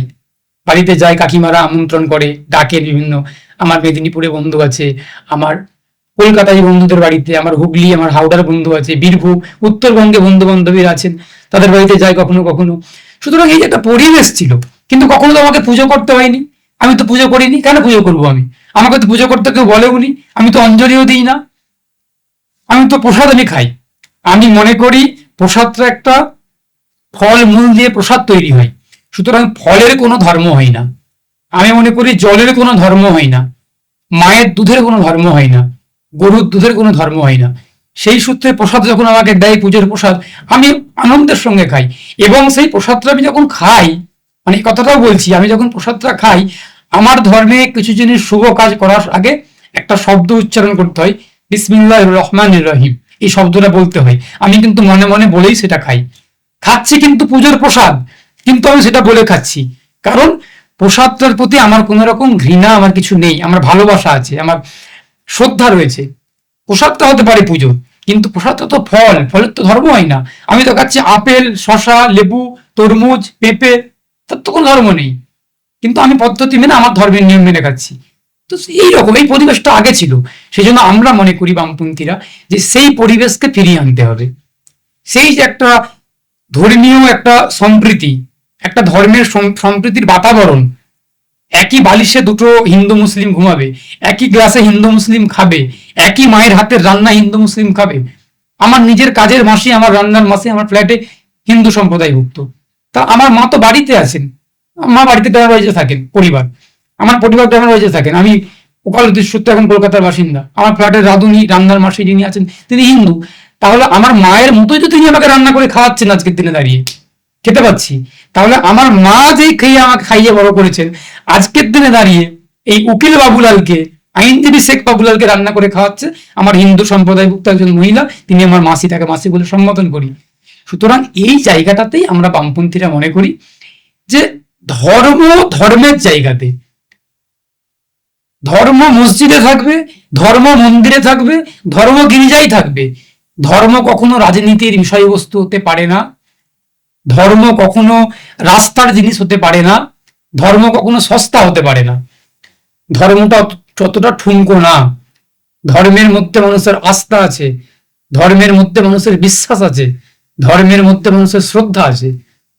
সুতরাং ধর্মকে কোনো রকম ভাবে খারাপ জায়গায় কেউ টেনে নামিয়ে আনবেন, এটা আমরা হতে দেব না। আমরা যেমন ধর্মকে আঘাত করব না বামপন্থীরা, আমরা তেমন ধর্মকে উৎসাহিতও করব না। অনেকে বলে বামপন্থীরা সিপিএম ধর্ম বিরোধী, না, কোনোভাবেই না। আমরা বামপন্থীরা, আমরা সিপিআইএম, আমরা বামফ্রন্ট কখনোই ধর্মের বিরুদ্ধে না, আমরা ধর্মের পক্ষেও না। আমরা যেটা মনে করি, বা আমি যেটা মনে করি, যে ধর্ম ধর্মের জায়গায়, একদমই তাই। ব্যক্তি ব্যক্তির জায়গায়, রাজনীতি রাজনীতির জায়গায়। সিপিএম পার্টি কি মুসলিমরা করেন না, হিন্দুরা করেন না, খ্রিস্টানরা করেন না? তৃণমূল কি হিন্দু মুসলিম খ্রিস্টান সবাই করে? বিজেপি হিন্দু মুসলিম খ্রিস্টান সবাই করেন। আমরা বলছি ধর্মটাকে বাজারের পণ্য বানাতে দেব না, আর ধর্মটাকে রাজনীতির হাতিয়ার বানাতে দেব না। আমরা যারা রাজনীতি করবে ধর্ম নিয়ে, যারা ধর্ম নিয়ে রাজনীতি করবে, তাদের মাথাটা আমরা গণতান্ত্রিকভাবে, আমরা বামপন্থীরা গণতান্ত্রিকভাবে মাথাটা ভেঙে দেব। যে সমস্ত ধর্ম ব্যবসায়ীরা, যারা ধর্ম নিয়ে, যারা ধর্মকে রাজনীতির সঙ্গে জড়িয়ে বাংলার পরিবেশকে কুলসিত করছে, বাংলার পরিস্থিতিকে উত্তপ্ত করছে, বাংলায় একটা অস্থিরতা তৈরি করার চেষ্টা করছে, সেই সমস্ত ধর্ম নিয়ে ব্যবসায়ীদের, সেই সমস্ত রাজনৈতিক দলের কর্মীদের, নেতাদের মাথাগুলোকে আমরা বামপন্থীরা গণতান্ত্রিকভাবে ভেঙে গুড়িয়ে দেব। যারা ধর্ম নিয়ে রাজনীতি করবে তাদের মাথাগুলো আমরা গণতান্ত্রিকভাবে মানুষকে সঙ্গে নিয়ে ভেঙে দেব। আমরা পশ্চিমবঙ্গকে এমন জায়গায় আনবো, এমন জায়গায় আনতে চলেছি যেখানে পশ্চিমবঙ্গের মানুষের মৌলিক দাবি, খাদ্য, বস্ত্র, বাসস্থান, শিক্ষা, স্বাস্থ্য, কর্মসংস্থান, এই দাবিগুলোকে আমরা পূরণ করব। এই দাবিগুলো পূরণ হলেই মানুষ বেঁচে থাকবেন, আর মানুষ যখন বেঁচে থাকবেন তখন ধর্মও বেঁচে থাকবে। কারণ ধর্ম তো আর গরু ছাগল পালন করছে না, ধর্ম তো মানুষ পালন করছেন। আর ধর্ম জিনিসটা হচ্ছে, আমি মনে করি আমার মানুষ, মানুষের ধর্ম মনুষ্যত্ব, পশুর ধর্ম পশুত্ব। তো সুতরাং মানুষ যখন ধর্ম পালন করছি, আমি ধর্মটাকে মানুষকে বাদ দিয়ে ধর্ম হতে পারে না। তাহলে সেই মানুষটাকে তাকে বাঁচিয়ে রাখতে হবে। ধর্ম তো রাষ্ট্র বাঁচাতে পারবে না। রাষ্ট্রের কাজ, সরকারের কাজ তো ধর্মকে বাঁচানো না, ধর্মকে উৎসাহিত করা না। রাষ্ট্রের কাজ, সরকারের কাজ মানুষকে বাঁচিয়ে রাখা, মানুষকে সহযোগিতা করা। আর মানুষের কাজ, মানুষ সেটা ধর্মকে বাঁচাবে। সরকার মানুষকে বাঁচাক, সরকার ধর্মকে বাঁচাতে হবে না। সরকার মানুষকে বাঁচাক, ধর্ম কি করবো সেটা মানুষ ভেবে নেবে। আমি বাবুলাল মুসলিম ধর্মকে রক্ষা করব, প্র্যাকটিস করব, না হিন্দু ধর্ম প্র্যাকটিস করব, না খ্রিস্টান ধর্ম করব, গরু খাবো না শুয়ার খাবো, না খাসি খাবো, না মুরগি খাবো, না মুড়ি খাবো, না তরমুজ খাবো, এটা আমি ঠিক করব? সরকার আপনি আমাকে বাঁচান, আমাদের মতো নাগরিককে বাঁচান, নাগরিকদের কল্যাণার্থে সিদ্ধান্ত নিন সরকার। আমরা সিদ্ধান্ত নেব কি করে রাষ্ট্রকে ভালো রাখবো, কি করে সমাজকে ভালো রাখবো, সেটা আমরা সিদ্ধান্ত নেব। এই আমরা বামপন্থীরা ঠিক এই জায়গাটাতে আমাদের বিরোধ। আপনাদের দলের প্রতীকুর রহমান ভোটের কয়েকদিন আগেই দল ছেড়ে চলে গেলেন, টিএমসি থেকে। এখন তো টিএমসি আর রাজ্যে নেই, রাজ্যে নেই মানে কি সরকারে নেই। আবার যদি ফিরে আসে নেবেন? আমাদের দল সিপিআইএম একটা গঠনতান্ত্রিক দল। আমাদের দলে আমি বলে কিছু হয় না, আমাদের দলে আমরা হই। সুতরাং আমাদের দলে একটা রাজ্য কমিটি আছে, আমাদের দলে জেলা কমিটি আছে, আমাদের দলে এরিয়া কমিটি আছে।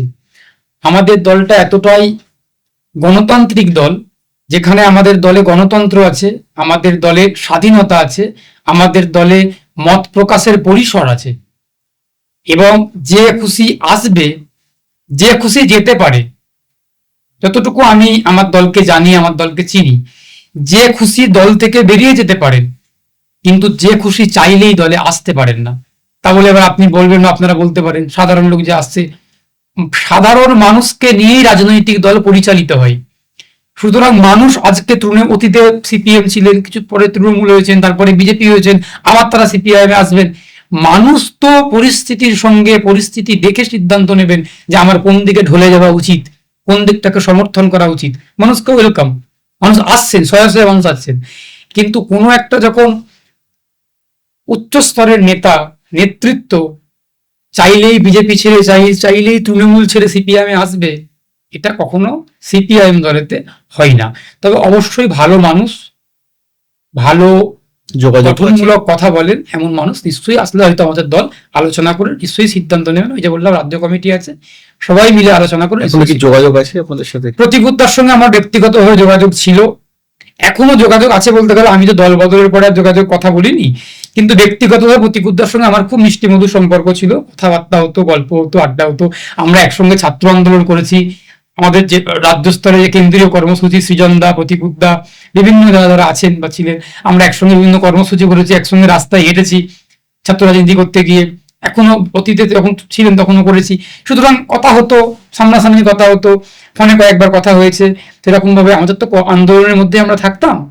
মানে যখনই আমরা, মানে আমি অ্যাডভোকেট শেখ বাবুলাল, আমার ওকালতির বাইরে যখন আমাদের হাইকোর্ট সোম থেকে শুক্রবার হয়, শনিবার রবিবার বন্ধ থাকে, ওই দুদিন আমি একদিন চেম্বারকে দিতাম শনিবার দিন, এবং রবিবারটা আমি সম্পূর্ণ ব্যক্তিগতভাবে আমার দলকে দিতাম। কোনো দলের কর্মসূচিতে যেতাম, কোনো বন্ধু বান্ধব বাড়িতে যেতাম, কোনো আত্মীয় বাড়িতে যেতাম, একটু নিজের মতো করে বন্ধু বান্ধবীদেরকে সুযোগ দিতাম। আমি সপ্তাহে একদিন একদম সম্পূর্ণ নিজেকে দিই রবিবার। বাকি সোম থেকে শুক্র হাইকোর্ট, কোর্টকে দিই, ব্যস্ত একদম। সন্ধ্যা মানে সকাল থেকে 10টার পর থেকে রাত্রি 8টা 9টা পর্যন্ত চেম্বার, কোর্ট করার পরে চেম্বার করা। আর শনিবার দিনটা চেম্বারে সময় দিই, মক্কেল টক্কেল আসেন। রবিবার দিনটা সম্পূর্ণ নিজের মতো করে নিজের, মানে একটা দিন দলকে আপনি পুরো সময় দেন? শুধু দলকে না, দলকে দিই, দলের কোনো কর্মসূচি, আমার পরিবারকে দিই, বন্ধু বান্ধবীদেরকে দিই, গল্প আড্ডা, একটু চা খাওয়া, কফি খাওয়া, একটু কোথাও গিয়ে আড্ডা দেওয়া, বন্ধুরা একসঙ্গে গান টান করা, চর্চা করা, বিতর্ক করা, এসবগুলো করি আর কি। তো সেভাবে কথাবার্তা হয় বা হতো আগে। আচ্ছা, বর্তমান সময়ে আজকে দিনে দাঁড়িয়ে একটা জিনিস দেখা যাচ্ছে, নতুন আরেকটা পার্টি তৈরি হয়েছে, ককরোচ জনতা পার্টি, সোশ্যাল মিডিয়াতে। তাদের দেখছিলাম, রিল ভিডিওগুলো দেখছিলাম, তাদের নাকি টুইটার অ্যাকাউন্ট নাকি বন্ধ করে দেওয়া হয়েছে। এমনকি দাবি করা হচ্ছে যে ইনস্টাগ্রাম অ্যাকাউন্টও নাকি হ্যাক করার চেষ্টা, এসব কিছু হচ্ছে।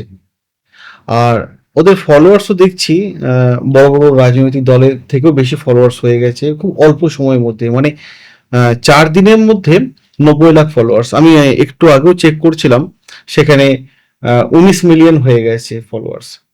তো বর্তমান যুব সমাজ এমন কি হলো যারা এই ককরোচ জনতা পার্টির 5টা ইস্যু দেখলাম ওনাদের পার্টির তরফ থেকে করা হয়েছে, সেই দিকে ঝুঁকে পড়ছে? আপনার কি রায় এটাকে নিয়ে? ককরোচ জনতা পার্টিটা তৈরি হওয়ার কেন্দ্রে যেটা ছিল সেটা হচ্ছে সুপ্রিম কোর্টের প্রধান বিচারপতি, বিচারপতি সূর্যকান্ত এবং বিচারপতি জয়মাল্য বাগচির ডিভিশন বেঞ্চ একটা মামলার শুনানি করতে গিয়ে ককরোচ শব্দটা ব্যবহার করেছিলেন তাদের অবজারভেশনে, যতটুকু জানি। সেটাকে কিছু কিছু সংবাদ মাধ্যম অতিরঞ্জিত করে হোক বা বেশি বাড়িয়ে হোক বা যেভাবেই হোক না কেন পরিবেশন করেছিলেন বা করেছেন। তার সত্যি মিথ্যায় আমি যাচ্ছি না, কারণ সেই মামলাতে শুনানি কক্ষে তো আমি সুপ্রিম কোর্টে উপস্থিত ছিলাম না, আমার তো যেহেতু হাইকোর্ট। সত্যি মিথ্যে আমি যাচ্ছি না। অবজারভেশনের বিচারপতিরা অনেক সময় অনেক কথা, অনেক মন্তব্য করেন মামলা করতে গিয়ে, হাইকোর্টের বিচারপতিরা, সুপ্রিম কোর্টের বিচারপতিরা। আমরা আইনজীবীরা বিচারপতিদের সঙ্গে মাঝে মধ্যে বিতর্কে আইনের যুক্তিতে জড়িয়ে পড়ি, বিভিন্ন মন্তব্য করি, তারাও পাল্টা মন্তব্য করেন। সেগুলো অবজারভেশন, রায় না বা অর্ডারও না। সেইখান থেকেই ভারতবর্ষের যুব সমাজের মধ্যে একটা রাগ হোক বা ক্ষোভ হোক বা দাবি হোক, দাবি দাওয়া তৈরি হয়েছে। তারা খুব রাতারাতি একটা প্ল্যাটফর্ম তৈরি করলো ককরোচ জনতা পার্টি বলে।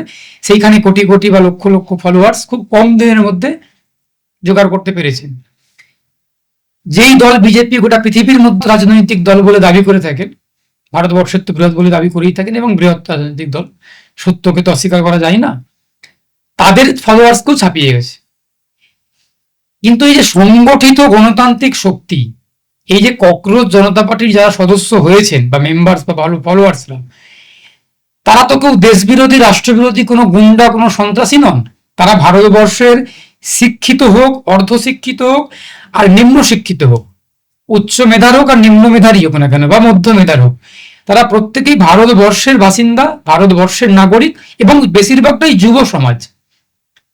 তাহলে তারা যখন সদস্য গ্রহণ করেছেন, সদস্য পদ বা তারা যখন মেম্বার্স হয়েছে, তাহলে তারা তাদের দাবি দাওয়াগুলোকে সঙ্গে একমত হয়েছে নিশ্চয়ই। ককরোচ জনতা পার্টির যে সিজেপি, তার সঙ্গে একমত হয়েছেন, হয়ে মেম্বারশিপ নিয়েছেন। এই যে সম্মিলিত বা সংগঠিত গণতান্ত্রিক শক্তি, সরকার, আমি যেটা আগেও বলেছিলাম যে বিজেপি একটা এমন রাজনৈতিক দল যেই দলটা মত প্রকাশের স্বাধীনতায় বিশ্বাস করে না, মানুষকে মত প্রকাশ করতে দেয় না, গণতান্ত্রিক পরিসরকে সংকুচিত করতে চায়, গণতান্ত্রিক ব্যবস্থাকে ভেঙে দিতে চাই, এককেন্দ্রিক শাসন ব্যবস্থা, এককেন্দ্রিক, একটাই ধর্ম, একটাই ভাষা, একটাই নীতি, একটাই আদর্শ, একটাই মত, একটাই পথ থাকবে, এটাকে বিজেপি কায়েম করতে চাই, প্রতিষ্ঠা করতে চাই। সেইখান থেকে দাঁড়িয়েই এই যে বিরুদ্ধ মত, বিরুদ্ধ পথ, এই যে প্রশ্ন করা, এই জিনিসটা বিজেপি পছন্দ করে না। সেখান থেকে দাঁড়িয়েই এই ককরোচ জনতা পার্টির যে একটা সম্মিলিত, একটা যে সংগঠিত গণতান্ত্রিক শক্তি যুব সমাজ উঠে আসছে, সেই শক্তিটাকে বিজেপি এক কথায় ভয় পেয়েছেন। নরেন্দ্র মোদী, আমাদের মাননীয় প্রধানমন্ত্রী, উনি ভয় পেয়েছেন, যার জন্য ব্যবস্থাকে কাজে লাগিয়ে, ব্যবস্থার অপব্যবহার করে এই অ্যাকাউন্টটাকে বন্ধ করে দেওয়া হয়েছে বা ব্লক করে দেওয়া হয়েছে বলে শুনতে পাচ্ছি। এবং এটা আগামীর জন্য অত্যন্ত ভয়ঙ্কর এবং বিপজ্জনক ব্যাপার যে আমাদের মাননীয় প্রধানমন্ত্রী উনি নিজে বিরোধী মতকে ভয় পান, বিরোধী কণ্ঠকে ভয় পান, যার জন্য আজ পর্যন্ত উনি একটাও সাংবাদিক সম্মেলন করেননি এবং কোনো সাংবাদিকদের সরাসরি কোনো প্রশ্নের উত্তর উনি দেননি। উনি সরাসরি প্রশ্নকে ভয় পান, প্রশ্নকারীকে ভয় পান। আমরা ভারতবাসীরা তত বেশি করে প্রশ্ন করব স্বৈরাচারী সরকারের কাছে। আমাদের রাজ্যে তো নতুন সরকার চলে এসেছে, 10, 12, 15 দিন তো হয়েই গেল। এই রাজ্য সরকারে এমন কি কোনো দিক উঠে এসেছে এই 10-15 দিনে যেটা বিরোধিতা আপনারা করতে চান? আমরা আশা করেছিলাম যে নতুন পশ্চিমবঙ্গের বিজেপি সরকার হয়তো ভালো কিছু করবেন। আপাতত বিজেপির কাছ থেকে ভালো কিছু পাবো এটা তো আশা করা যায় না, তবুও আমরা মোটের ওপরও আশা করেছিলাম যে হয়তো আপাতত কিছুদিন ভালো কিছু পাবো। কিন্তু শুরু থেকেই অত্যন্ত দুঃখের সঙ্গে বলতে হচ্ছে, শুরু থেকেই সরকারটা ভাঙা চূড়া, ধ্বংস, ভেঙে দাও, গুড়িয়ে দাও, এই বুলডোজার এইসব করে চলছে। যেই সরকার শুরুতেই ভেঙে দেওয়ায় বিশ্বাস করে সে কখনো গড়তে পারে না। আমরা বামপন্থীরা ভেঙে দেওয়ার বিরুদ্ধে, আমরা বামপন্থীরা গড়ে তোলার পক্ষে, আমরা গড়ার পক্ষে, আমরা ভাঙার পক্ষে নয়। আর বিজেপি ভাঙার পক্ষে, গড়ার পক্ষে নয়। এই ভেঙে দেওয়ার রাজনীতি, ভেঙে দেওয়ার কালচার, তাড়িয়ে দেওয়ার কালচার, জেলে ঢুকিয়ে দেওয়ার সংস্কৃতি, খুব স্পষ্ট করেই বলছি, বিজেপির ভেঙে দাও, গুড়িয়ে দাও, জ্বালিয়ে দাও, পুড়িয়ে দাও, ধরে নাও, জেলে ঢুকিয়ে দাও, এই সমস্ত নীতির বিরুদ্ধে বিরোধিতা করছি এবং আগামী দিনেও করব। এগুলোর তীব্র বিরোধিতা করছি। আপনারা দেখেছেন আমাদের বামপন্থী, বাম মনস্ক, বাম সহযোগী, আপনারা দেখেছেন যে আমরা বামপন্থীরা, বাম মনোযোগী বা বাম মনস্ক, বাম সহযোগী দলগুলো আমরা এই সমস্ত কিছুর বিরুদ্ধে ইতিমধ্যেই রাস্তাতে নেমেছি, রাজপথে আমরা প্রতিবাদ করছি এবং আগামী দিনেও আমরা করব। কারণ আমরা মনে করি, যে বললাম, মানুষের স্বার্থে মানুষের দল সিপিআইএম, মানুষকে নিয়েই আমরা চালিয়ে যাব। নতুন সরকারের কাছ থেকে পশ্চিমবঙ্গকে আপনারা কেমন ধরে দেখতে চান? আমরা নতুন সরকারের কাছ থেকে পশ্চিমবঙ্গে বাসী হিসাবে দেখতে চাই, যেই পশ্চিমবঙ্গে কোনো রকম রাজনৈতিক হানাহানি থাকবে না, পশ্চিমবঙ্গে কোনো রকম ধর্মীয় হিংসা থাকবে না, পশ্চিমবঙ্গে কোনো রকম সাম্প্রদায়িকতা মাথাচাড়া দিবে না, পশ্চিমবঙ্গে দেশবিরোধী কোনো রকম শক্তি মাথাচাড়া দিবে না, পশ্চিমবঙ্গের মা বোনেরা, মেয়েরা সুরক্ষিত থাকবে, পশ্চিমবঙ্গে শান্তি, সম্প্রীতি, ভ্রাতৃত্ব, সৌজন্যতা থাকবে, পশ্চিমবঙ্গে বিরোধী কণ্ঠ, পশ্চিমবঙ্গের মত প্রকাশের অধিকার প্রতিষ্ঠিতভাবে থাকবে এবং সর্বোপরি পশ্চিমবঙ্গের শিক্ষা, স্বাস্থ্য, কর্মসংস্থান এগুলো বৃদ্ধি পাবে, শিক্ষার মান বৃদ্ধি পাবে এবং স্বাস্থ্যের পরিকাঠামো আরো উন্নত হবে। পাশাপাশি পশ্চিমবঙ্গের শিক্ষিত বেকার যুবকদের কর্মসংস্থান হবে, সরকারি চাকরিজীবীরা ন্যায্য দাবি পূরণ হবে, শিক্ষকরা তাদের যোগ্য সম্মান পাবে, ছাত্ররা তাদের মৌলিক অধিকার পাবেন এবং কৃষক তার ফসলের মূল্য পাবেন এবং পশ্চিমবঙ্গের শ্রমিকরা তাদের ঘামের দাম পাবেন, মজুরি পাবেন এবং সর্বোপরি পশ্চিমবঙ্গের ছাত্র, যুব, কৃষক, শ্রমিক, ক্ষেতমজুর, মহিলা এবং সমাজের সর্বস্তরের মানুষ, উচ্চ মেধা, নিম্ন মেধা, মধ্য মেধা, অল্প শিক্ষিত, উচ্চশিক্ষিত এবং নিরক্ষর প্রত্যেকটা মানুষ শান্তির সঙ্গে নিরাপদে সুরক্ষিতভাবে মাথা উঁচু করে সম্মানের সঙ্গে পশ্চিমবঙ্গে বাঁচবে। আমরা বিজেপির কাছ থেকে তেমন পরিবেশ রাজনৈতিকভাবে আশা করছি, দাবি করছি। যদি বিজেপি পূরণ করতে না পারে, আগামী দিনে বামপন্থীদের নেতৃত্বে এই সমস্ত দাবি দাওয়া পূরণ করার জন্য আমরা বামপন্থীরা মানুষকে সাথে নিয়ে মানুষের সরকার প্রতিষ্ঠা হবে। ভারতবর্ষে কোন রাজ্যের সাথে পশ্চিমবঙ্গের তুলনা করবেন? পশ্চিমবঙ্গ প্রত্যেকটা ভারতবর্ষের অন্যান্য রাজ্যের থেকে অবশ্যই ব্যতিক্রম। তার কারণ পশ্চিমবঙ্গের সংস্কৃতি আলাদা, পশ্চিমবঙ্গের বৈশিষ্ট্য আলাদা, পশ্চিমবঙ্গের পরিবেশটা আলাদা। তার কারণ আমার ভারতে যেমন রাজস্থান রয়েছে, আমার ভারতে তেমন সমুদ্র সৈকত রয়েছে, আমার ভারতে তেমন বরফ রয়েছে, আমার ভারতে তেমন জঙ্গল রয়েছে। ঠিক সেম ভাবে গোটা ভারতবর্ষটা সবকিছুই মিলেমিশে আমার পশ্চিমবঙ্গে, আমার বাংলাতে আছে। দার্জিলিং আছে, সমুদ্র আছে, জঙ্গল আছে, আমার লাল মাটির জেলা আছে। সুতরাং এই সমস্ত কিছু নিয়ে পশ্চিমবঙ্গ। কোনো জেলার রাজ্যের সময় কোনো রাজ্যের সঙ্গে আমি পশ্চিমবঙ্গকে তুলনা করব না। আমি মনে করি আমার পশ্চিমবঙ্গ সেরা ছিল, সেরা এখনো পর্যন্ত আছে। সেই গরিমা কিছুটা নষ্ট হয়েছে, আশা করব আগামী দিনে আবার সেরা সেরা থাকবেন বা হবেন। সুতরাং পশ্চিমবঙ্গের সংস্কৃতি, পশ্চিমবঙ্গের ধারাবাহিকতা, পশ্চিমবঙ্গের পছন্দ, পশ্চিমবঙ্গের বৈশিষ্ট্য, পরিবেশ সবকিছুই আলাদা।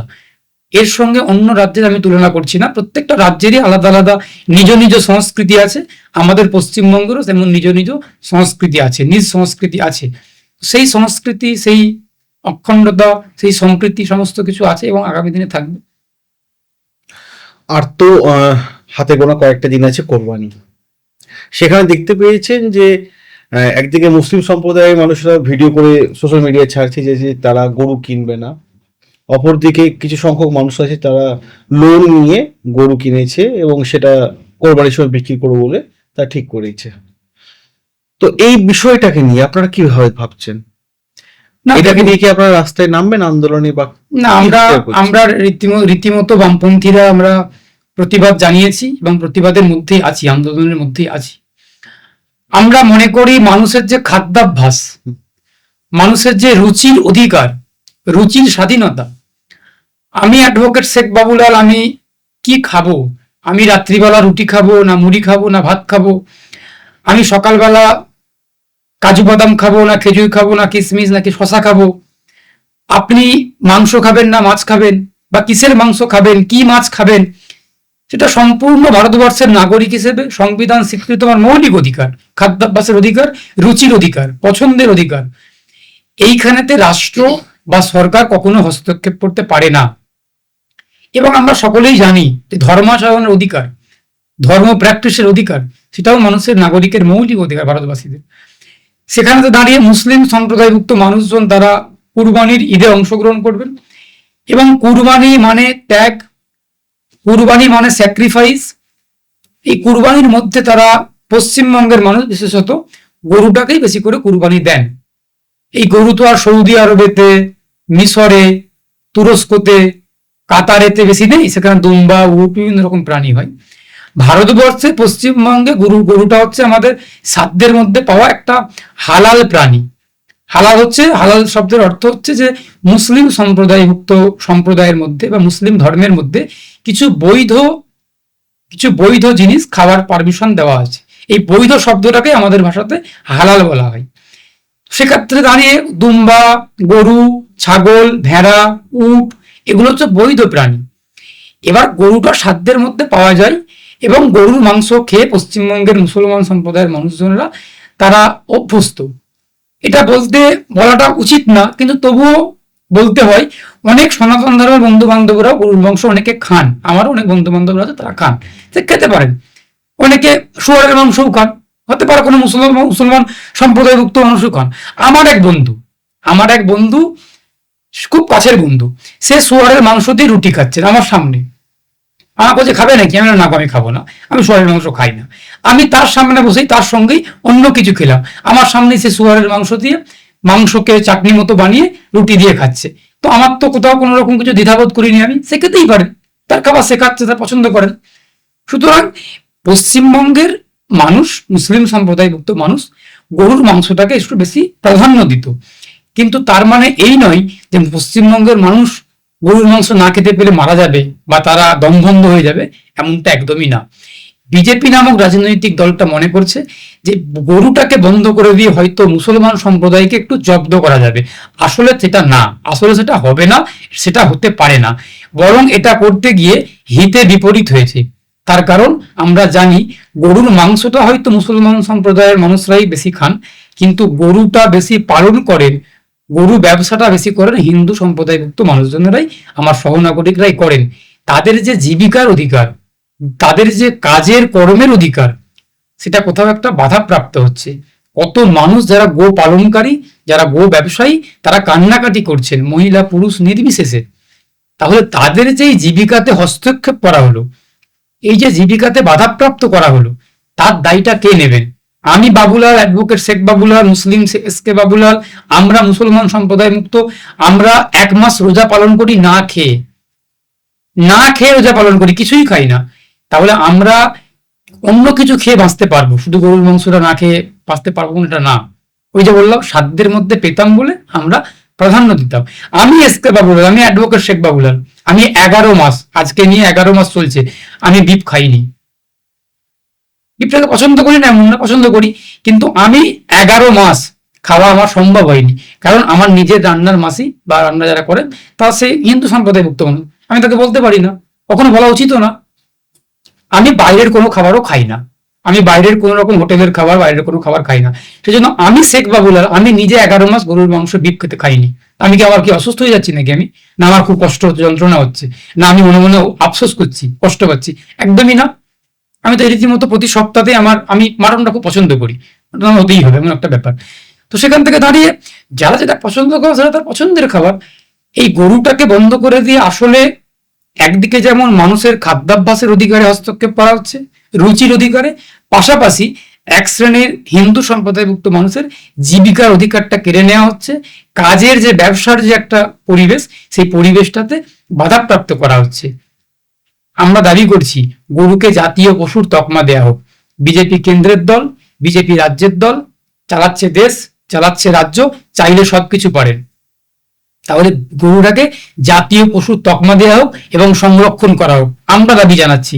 যদি এটা বিজেপি না করে, তাহলে হিন্দু সম্প্রদায়ভুক্ত মানুষজনকে, সনাতন বন্ধু বান্ধবীদেরকে বুঝতে হবে আসলে বিজেপি গরুটাকে রাজনীতির বস্তু হিসেবে ব্যবহার করছে। গরু আসলে গো মাতা হিসাবে সর্বোপরি সনাতন ধর্মের মানুষরা গো মাতা বলে শ্রদ্ধা করে, সম্মান করে, বিশ্বাস করে, তাকে আমরাও শ্রদ্ধা করি। কিন্তু বিজেপি আসলে গো মাতাকে গো মাতা বলে মনে করে না, ওটা রাজনৈতিক হাতিয়ার হিসেবে ব্যবহার করেন। এটা সাধারণ হিন্দুরা বুঝতে পারছেন বা বুঝতে পারবেন। হিন্দুদের বন্ধুদের সঙ্গে আমরাও দাবি করছি গরুকে জাতীয় পশুর তকমা দেয়া হোক, দিয়ে সংরক্ষণের ব্যবস্থা করা হোক। আমরা মুসলমানরা সামনে সারিয়ে থাকবো সেই আন্দোলনে, সেই সিদ্ধান্তকে সাধুবাদ জানাবো, স্বাগত জানাবো যদি গরুকে জাতীয় পশু করা হয়। আর আমি মুসলিম সম্প্রদায়ভুক্ত মানুষজনকে অনুরোধ করব আপনাদের পডকাস্টের মাধ্যমে যে একটা গরু আজকের পর থেকে 1 পিসও গরুর মাংস খাবেন না, একটা গরুও কিনবেন না। গরু পোষার জন্য, দুধ খাওয়ার জন্য, দুধ খাওয়ানোর জন্য পুষুন, কিনুন, পালন করুন। গরু খাবেন না, গরুর মাংস খাবেন না, আর গরুর মাংস খাওয়ার জন্য গরু কিনবেন না। প্রয়োজনে ভারতবর্ষের মানুষের থেকে গরুর সংখ্যা বেড়ে যাক, আমরাও গো মাতাকে সম্মান শ্রদ্ধা করি। কারণ আমরা গো মাতা বলে বিশ্বাস করি না, কিন্তু যারা আমার বন্ধুরা বিশ্বাস করে, সনাতন ধর্মের বন্ধু বান্ধবীরা, তাদের বিশ্বাসকে আমরা মুসলমানরা শ্রদ্ধা করি, সম্মান করি। তার বিশ্বাসকে আমরা কখনো ঘৃণা করতে পারি না, ছোট করতে পারি না। আমরা মুসলমানরা যেমন ইসলাম ধর্মে বিশ্বাস করি, কিন্তু আমরা সর্বধর্মকে শ্রদ্ধা সম্মান করি। এটা আমি মনে করি সব ধর্মেরই মূল কথা, সব ধর্মেরই মূল কথা যে নিজে ধর্মের প্রতি আস্থাশীল থাকুন, নিজ ধর্মের প্রতি ভরসা রাখুন, অপর ধর্মের প্রতি শ্রদ্ধাশীল থাকুন। সেটাকে আমিও মনে করি, আমিও বিশ্বাস করি। আমি অ্যাডভোকেট শেখ বাবুলাল, যে আমার ধর্ম ইসলাম ধর্ম আমি বিশ্বাস করি, কিন্তু আমি সব ধর্মকে শ্রদ্ধা সম্মান করি। আচ্ছা, বর্তমান সময়ে দেখা যাচ্ছে যে দলে দলে মানুষ, যুব সমাজ এখন পলিটিক্সে আসছে, রাজনীতিতে আসছে, কিন্তু এক শ্রেণীর মানুষ আছে তারা দুই টানার মাঝখানে বসে আছে যে যাব কি যাব না, ফিউচার কি হবে। এই যে দুই টানের মাঝে বসে আছে, তাদের উদ্দেশ্যে আপনি কি বার্তা দেবেন? না, মানুষ, আমি যেটা আগেই বললাম যে মানুষ হচ্ছে একটা রাজনৈতিক প্রাণী। অতীতে একাধিক রাষ্ট্রবিজ্ঞানীরা দার্শনিকরা বলে গেছেন। সে জায়গাতে দাঁড়িয়ে আমিও মনে করি যে মানুষ একটা রাজনৈতিক প্রাণী। মানুষ কি খাবেন, কি পড়বেন, কোথায় যাবেন, কতটুকু কথা বলবেন, সবকিছুর মধ্যে রাজনীতি রয়েছে এবং রাজনীতি সবকিছুটাকে পরিচালিত করছে, নিয়ন্ত্রণ করছে। সে জায়গা থেকে আমি মনে করি যে মানুষকে রাজনীতি সচেতন হতে হবে। তার মানে এই নয় যে প্রত্যেকটা মানুষকে রাজনীতিতে সরাসরি অংশগ্রহণ করতে হবে স্বতঃস্ফূর্তভাবে বা সশরীরে, এটা বলছি না। কিন্তু আমি যেটা বলছি যে মানুষকে রাজনৈতিকভাবে সচেতন হতে হবে। সরকারের ভূমিকা কি সেটা ভাবতে হবে। সরকার কতটুকু আমার জন্য করছে, কতটুকু করছে না, সরকারের এই ভাবনাটা, সরকারের সিদ্ধান্তটা, এটা কতটা আমাদের জন্য সুখকর হবে, কতটা আমাদের জন্য অস্বস্তিকর হবে, এটা মানুষকে সচেতন হতে হবে এবং রাজনৈতিক চর্চা মানুষের মধ্যে বাড়াতে হবে। তার কারণ রাজনৈতিক চর্চা বাড়া মানে তো অপরাধের চর্চা বাড়া না। রাজনৈতিক চর্চা বাড়া মানে সচেতনতা বাড়া। রাজনৈতিক চর্চা বাড়া মানে দেশ গঠনের কথা ভাবা। কিন্তু অত্যন্ত দুঃখের সঙ্গে বলছি কথাটা কিছুটা হলেও বলা ভুল হবে, বেশিরভাগটাই সত্য কথা, যে রাজনীতিটাকে এক শ্রেণীর রাজনৈতিক দল এবং এক শ্রেণীর রাজনীতিবিদরা এমন জায়গাতে নিয়ে গিয়ে পৌঁছে দিয়েছে যে আমাদের মতো শিক্ষিত সমাজের যারা প্রতিনিধি, যারা শিক্ষিত সমাজের মানুষ, যারা উচ্চ শিক্ষিত, কেউ আইনের ডিগ্রিধারী, কেউ চিকিৎসক, কেউ আইনজীবী, কেউ অধ্যাপক, কেউ শিক্ষক, বেশিরভাগ অংশটা রাজনীতি বিমুখ।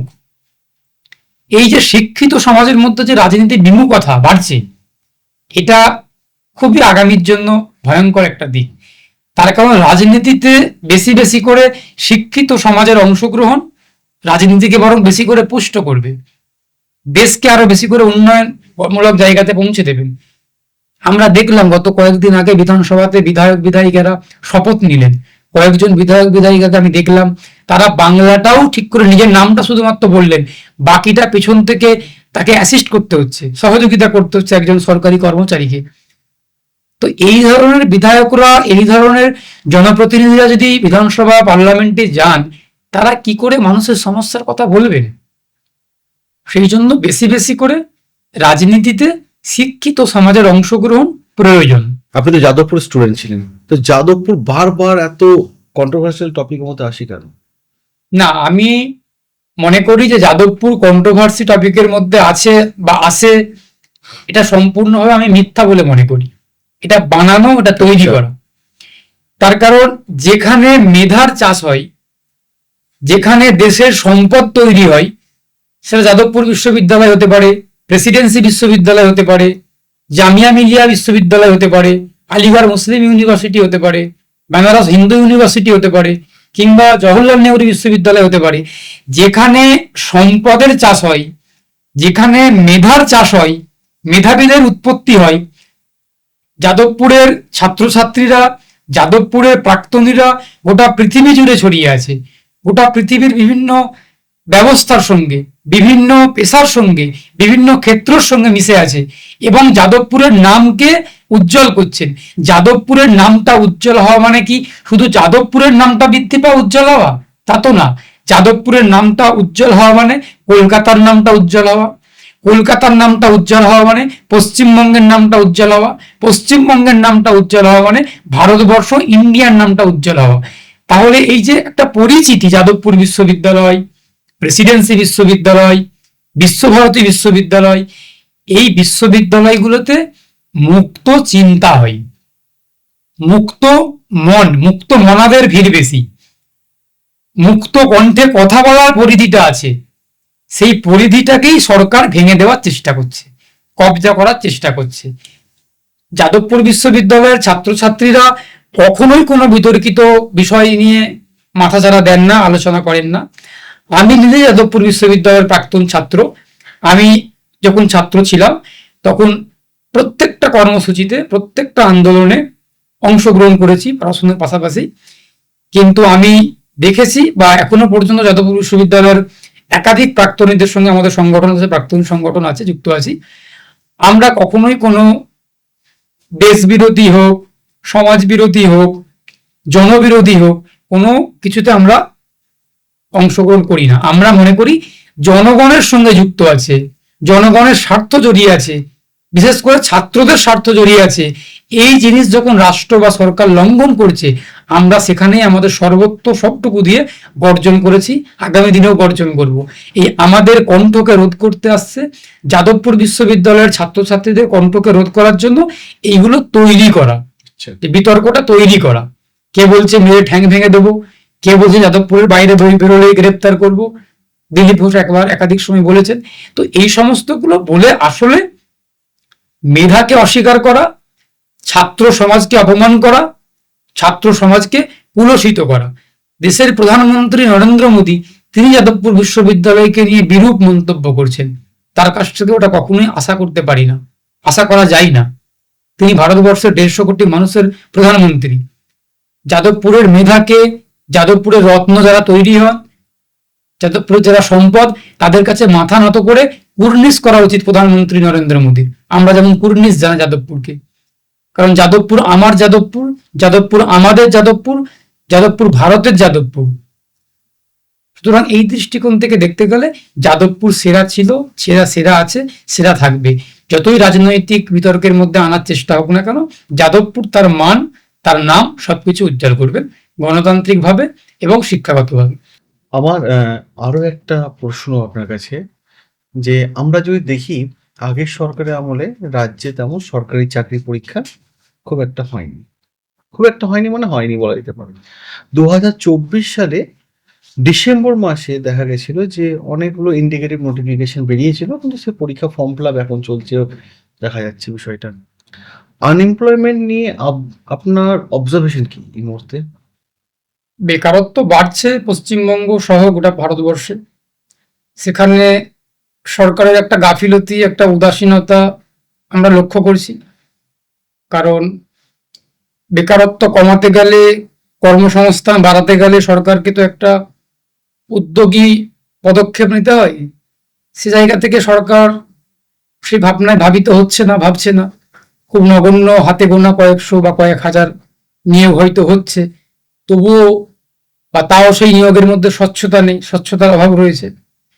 সরকার আগামী দিনে ভাবনা চিন্তা করুক, ভাবুক, এটা দাবি জানাচ্ছে একজন যুব সমাজের প্রতিনিধি হিসাবে। আমার চাকরির ইচ্ছার দরকার নেই বলে যে কারণ নেই তা তো না, প্রচুর মানুষ শিক্ষিত ছেলেমেয়েরা পড়াশুনো করছেন চাকরির জন্য আশা নিয়ে।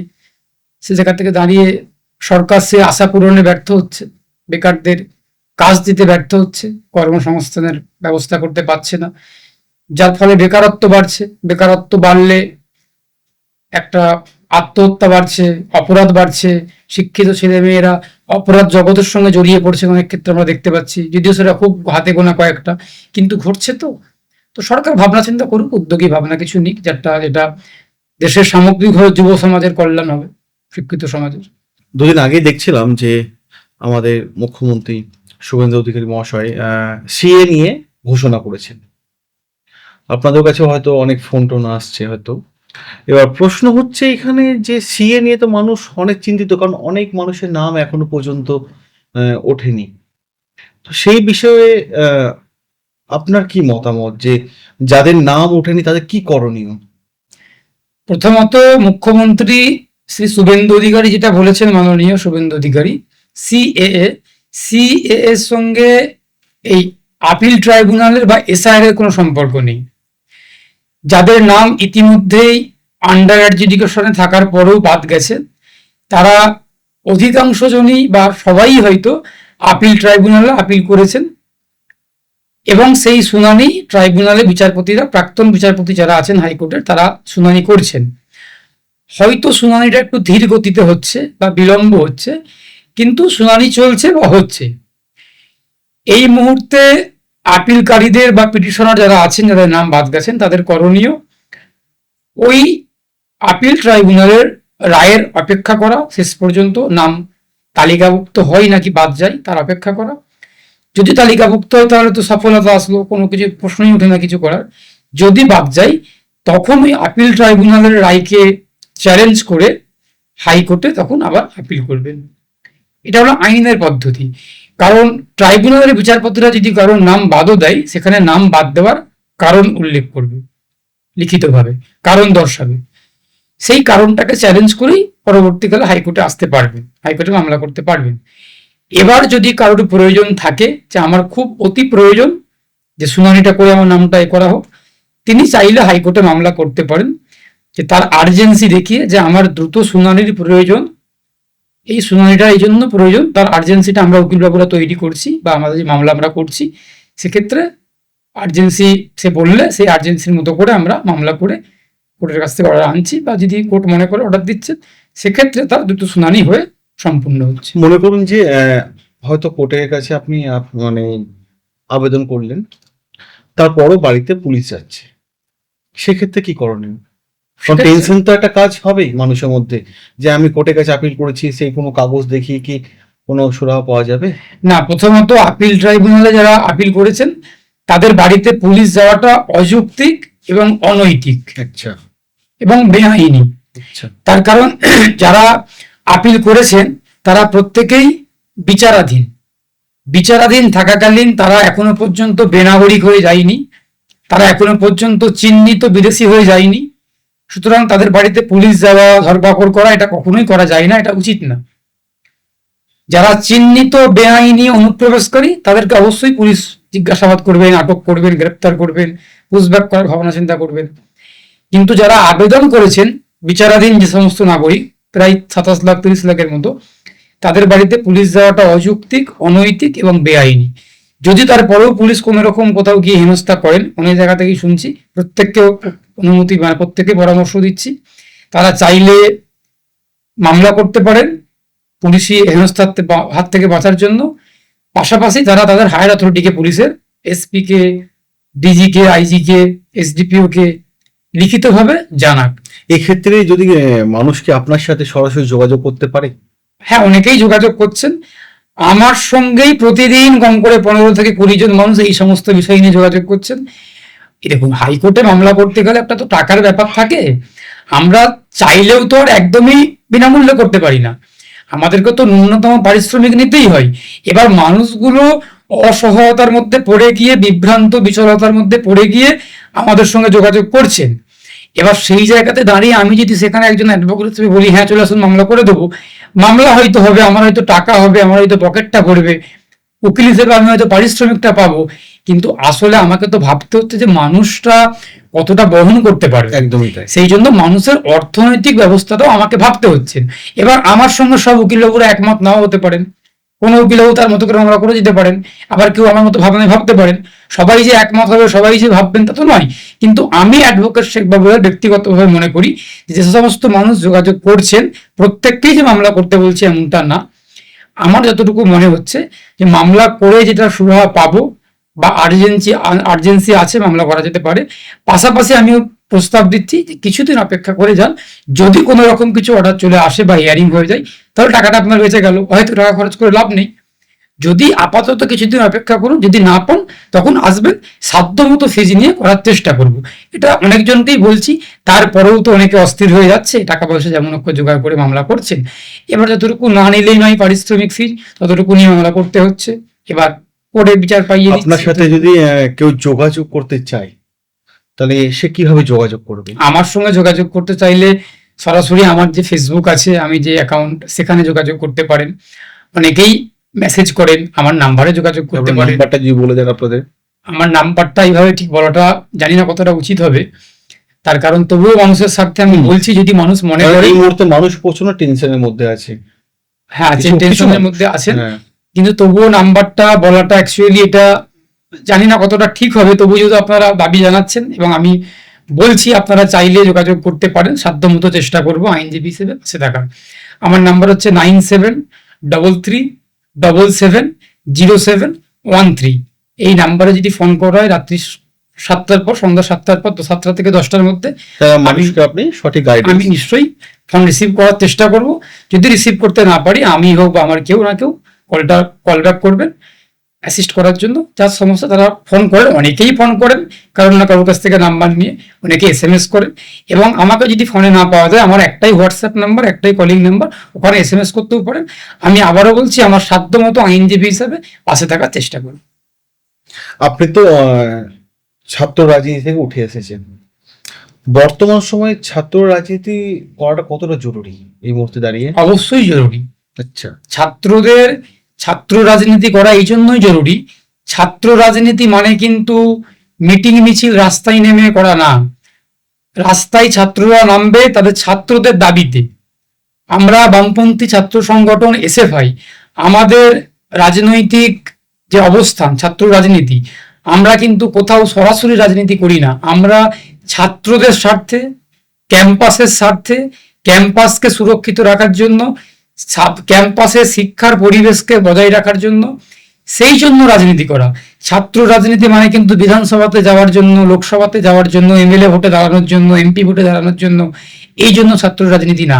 ছাত্র রাজনীতি মানে হচ্ছে ক্যাম্পাসের আভ্যন্তরীণ বিষয়, ক্যাম্পাসে সুষ্ঠু গণতান্ত্রিক পরিবেশ ফিরিয়ে আনার জন্য, ক্যাম্পাসে শিক্ষার পরিবেশকে প্রতিষ্ঠিত করার জন্য, ছাত্রদের মধ্যে থেকেই ছাত্রদের প্রতিনিধিকে তৈরি করার জন্য, যেই প্রতিনিধি ছাত্রদের দাবি দাওয়াগুলো সরকারের কান পর্যন্ত পৌঁছে দেবেন ব্যবস্থার মধ্যে থেকে, তার জন্যই ছাত্র রাজনীতি করাটা অবশ্যই জরুরি। এই যে আজকে দাঁড়িয়ে বইপত্রের দাম বাড়ছে, ল্যাবরেটরিতে পরিকাঠামো থাকছে না, ইনফ্রাস্ট্রাকচার কমে যাচ্ছে বা হয়ে যাচ্ছে, ল্যাবগুলোতে কোনোরকম ভাবে দ্রব্য যেগুলো থাকে আর কি, ল্যাবের যে আনুষঙ্গিক জিনিসপত্র, অ্যাসিড থেকে শুরু করে যা যা মেটেরিয়ালস, সেগুলো থাকছে না, সায়েন্সের ছাত্ররাই করতে পারছে না। যারা চিকিৎসা বিজ্ঞানের ছাত্র, ডাক্তারি ছাত্র, তারা তাদের পরিকাঠামোর অভাব বোধ করছেন মেডিকেল কলেজগুলোতে, ইঞ্জিনিয়ারিং কলেজগুলোতে। আমরা যারা ল পড়ছি, ল কলেজে ছাত্র যারা পড়েছে, এখন যারা ছাত্র আমরা যারা ল পড়েছি, ল কলেজে মুড কোর্ট নেই। এই যে একটা যেগুলো অভাব, ছাত্রদের প্রয়োজন কিন্তু ক্যাম্পাসের মধ্যে নেই, এই সমস্ত বিষয়গুলোকে নিয়েই ছাত্র রাজনীতি করা এই জন্যই উচিত। ছাত্ররা ছাত্রদের স্বার্থে রাজনীতি করবেন। এই ছাত্র রাজনীতির সঙ্গে তো সমাজ জড়িত, ছাত্ররা তো আগামী দিনে দেশ চালাবেন, ব্যবস্থাকে চালাবেন। সেই জন্য আমি ব্যক্তিগতভাবে, আমি অ্যাডভোকেট শেখ বাবুলাল মনে করি, একজন প্রাক্তন এসএফআই এর কর্মী হিসাবে মনে করি যে প্রত্যেকটা ছাত্রছাত্রীদের ছাত্র রাজনীতির সঙ্গে যুক্ত থাকা উচিত। আজকের পডকাস্ট শুধু কোনো রাজনৈতিক আলোচনা নয়, যেখানে ছিল সমাজ, শিক্ষা, সংবিধান এবং মানুষের অধিকারের লড়াইয়ের কথা, যেটা আমরা সরাসরি শুনলাম অ্যাডভোকেট এস.কে বাবুলালের কাছ থেকে। আমরা এই পডকাস্টের মাধ্যমে সমাজে প্রত্যেকটা স্তরের মানুষের কাছে পৌঁছে দিতে চাই নতুন বার্তা। আপনারাও আসতে পারেন, আপনারাও যোগাযোগ করতে পারেন। আপনাদের কেমন লাগলো এই পডকাস্ট আপনারা অতি অবশ্যই কমেন্ট বক্সে কমেন্ট করে জানাবেন। আর নেক্সট এপিসোডে আপনারা কাকে দেখতে চাইছেন, কাকে ওই চেয়ারে দেখতে চাইছেন, সেটা অতি অবশ্যই কমেন্ট বক্সে জানাবেন। সকলে ভালো থাকবেন, সুস্থ থাকবেন। দেখা হবে আপনার সাথে নতুন আরো একটা এপিসোডে। স্যার, ভালো থাকবেন।